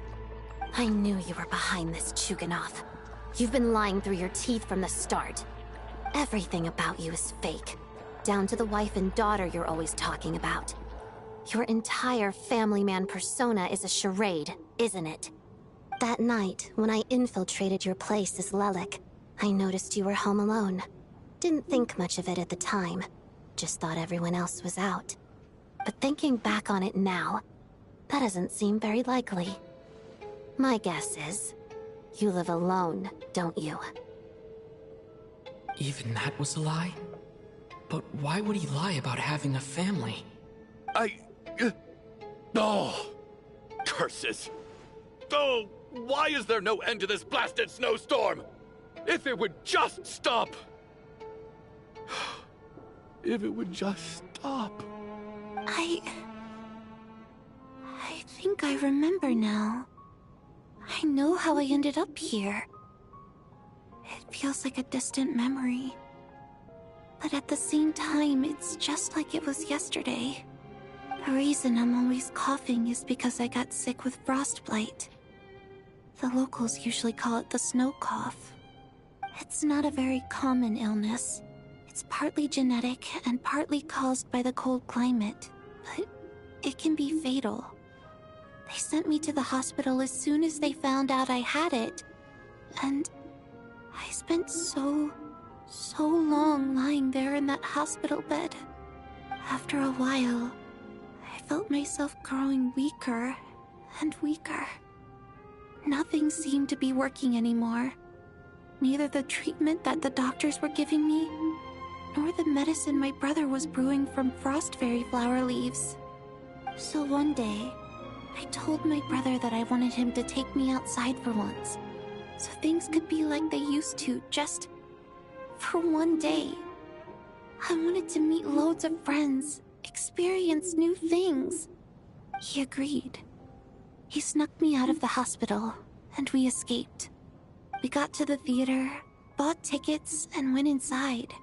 Oh, it was all so exciting. I remember the show very clearly. It was amazing. But I found myself getting sleepier and sleepier. Oh, Tonya. When I woke up, I couldn't find my brother anywhere, so I guessed he'd already left. But there's no way he'd leave me behind. So I decided to stay here and wait for him. At the time, I figured he'd probably gone to brew some more medicine for me. I was planning to chew him out for abandoning me when he got back. Tonya, it sounds like by then, you'd already... Yeah, I know. I understand now. Dead, aren't I? This cough and feeling weak, it's probably just my body's memory. After all of that, it turns out I can't blame my brother after all. I was the one who abandoned him. I'm sorry, everyone. I realized this much too late. It seems like death skewed my perception. And now I've dragged you all into this mess. Your name probably isn't even Tonya, is it? Didn't that ever strike you as odd over the last few days? Well, when I was little, my brother and I read a storybook, and Tonya is the name of one of the characters. When we escaped from the hospital, our family and the hospital security were looking everywhere for us. So when you first approached me and said my brother had sent you, and called me Tonya, I thought he must have chosen a fake name that only the two of us would know. Because he was afraid of getting caught. Now, it seems like that was just wishful thinking. At least your memory of death isn't painful. That is a small comfort. Now it's your turn, Chuganov. Talk to us. I believe no lie is ever told without a reason. You're right. I was lying. I happen to know that the Harbinger child and his sister Tonya managed to get tickets, so I lied to you and pretended I knew them. And yes, I was lying about my family too. The truth of the matter is, I lost them a long time ago. I just refused to accept reality. And now I've spent the second half of my life living a lie. I'm a joke. My daughter's name was Iskra.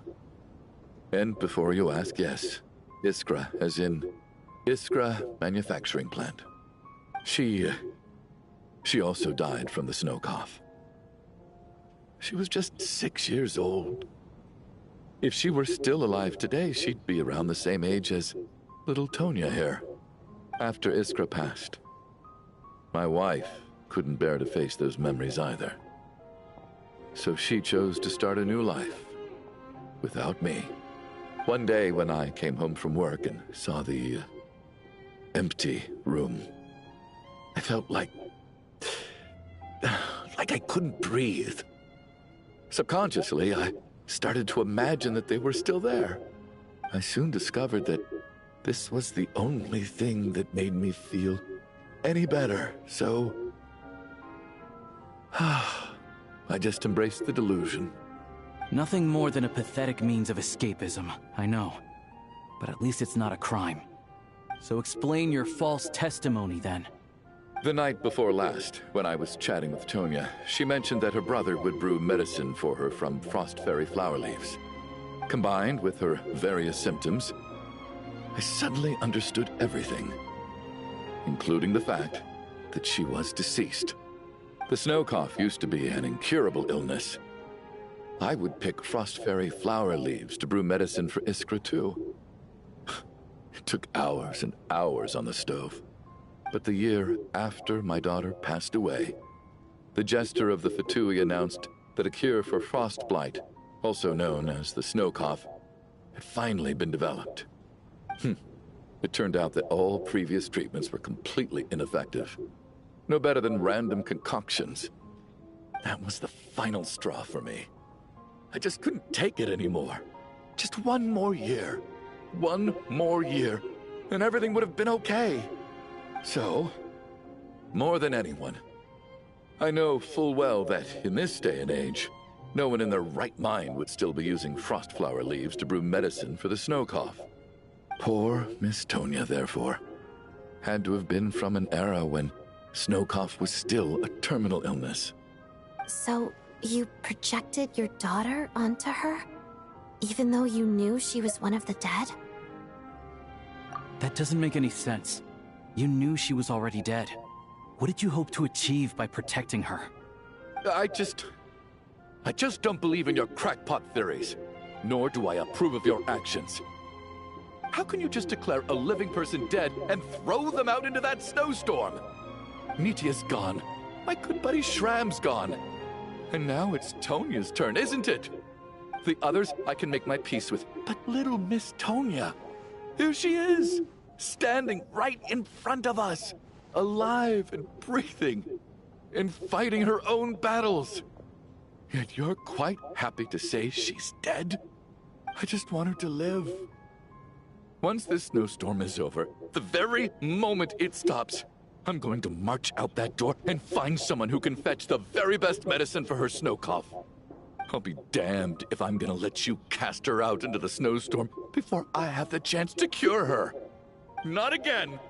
Not this time! Not when the cure is right within our grasp! I'd never be able to forgive myself. Mr. Chuganov, stop. I can't let you do this. Tonya. By the sounds of it, you've known I was dead since the night before last, right? I really liked Mr. Valeri, Mr. Mitya, and Miss Vodyanitsa. And now they're all dead because of me.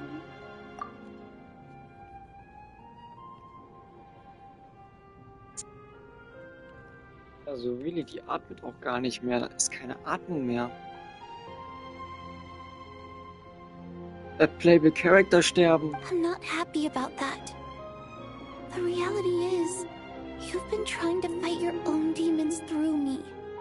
But all you've really done is trap me inside your delusion along with you. No!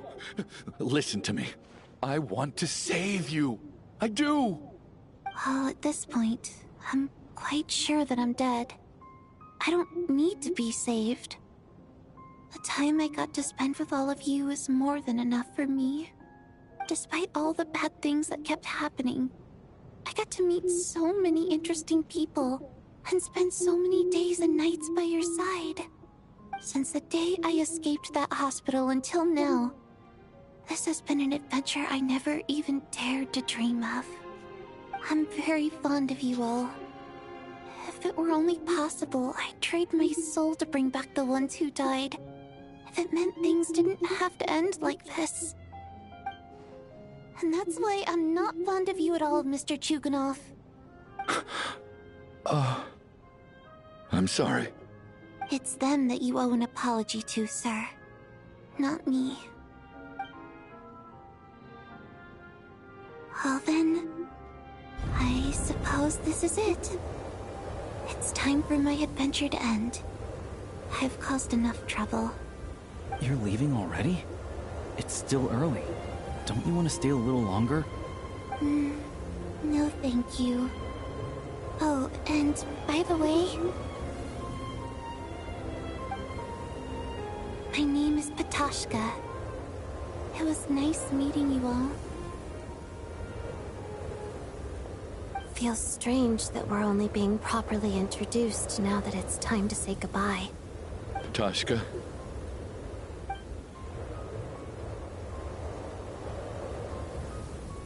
What are you doing, Tuganov? Are you crazy? Let me leave. I can't keep lying to myself anymore. In your dreams. Don't think you're getting off that easy when you had a hand in the deaths of so many people. The Fatui have honed quite an array of enhanced interrogation techniques since they were founded. Once we're out of here, Lelik will personally give you a taste of every last one.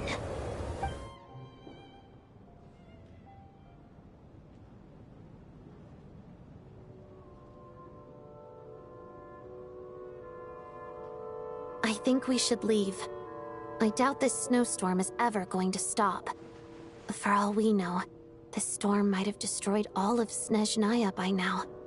Maybe even the whole world. Wait, we finally solved the mystery of the haunted theater today. Maybe let's at least try to enjoy tonight? Fair enough. I don't particularly feel like dying in Chuganov's company anyway. And yet you won't let me die first. Hey, Chuganov, on a serious note, if we do make it out of here, you should close down that factory of yours. A lot of people are freezing thanks to you. Is this really the time to be discussing my factory? All right, fine. I'll shut it down. Doesn't matter to me anymore. Am I hearing things? Or was that a knock at the door?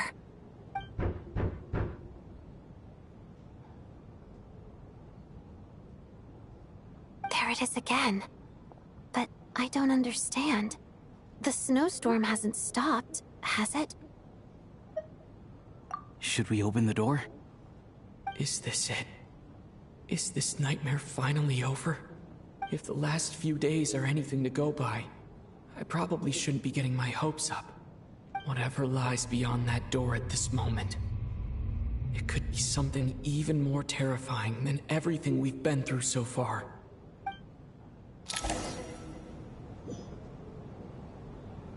Ja, gut. Da jetzt auch ja wirklich fast alle tot sind und ich davon ausgehe, dass irgendwas passiert, dass Voldemort vielleicht zurückkommt. Oder was weiß ich nicht. Also damit habe ich nicht gerechnet.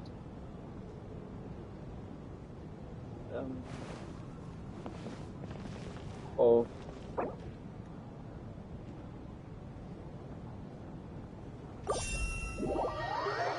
so... Wie soll ich das erklären? Es sind actually fast alle tot.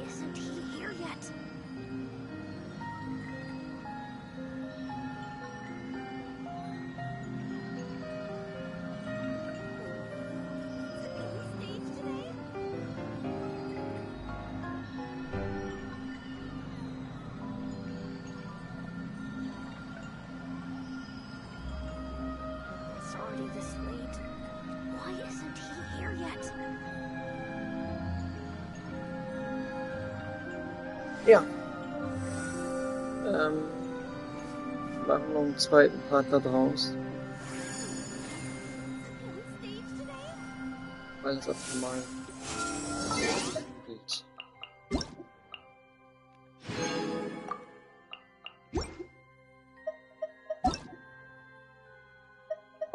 Niemand ist mehr online. Dann sollte ich vielleicht auch mal in Erwägung ziehen, mich hinzuhauen. Gut. Dann machen wir später da weiter, wo wir aufgehört haben. Aber erstmal holen wir uns Xinqiao. Aber gut. Das soll es gewesen sein. Bis später und Servus.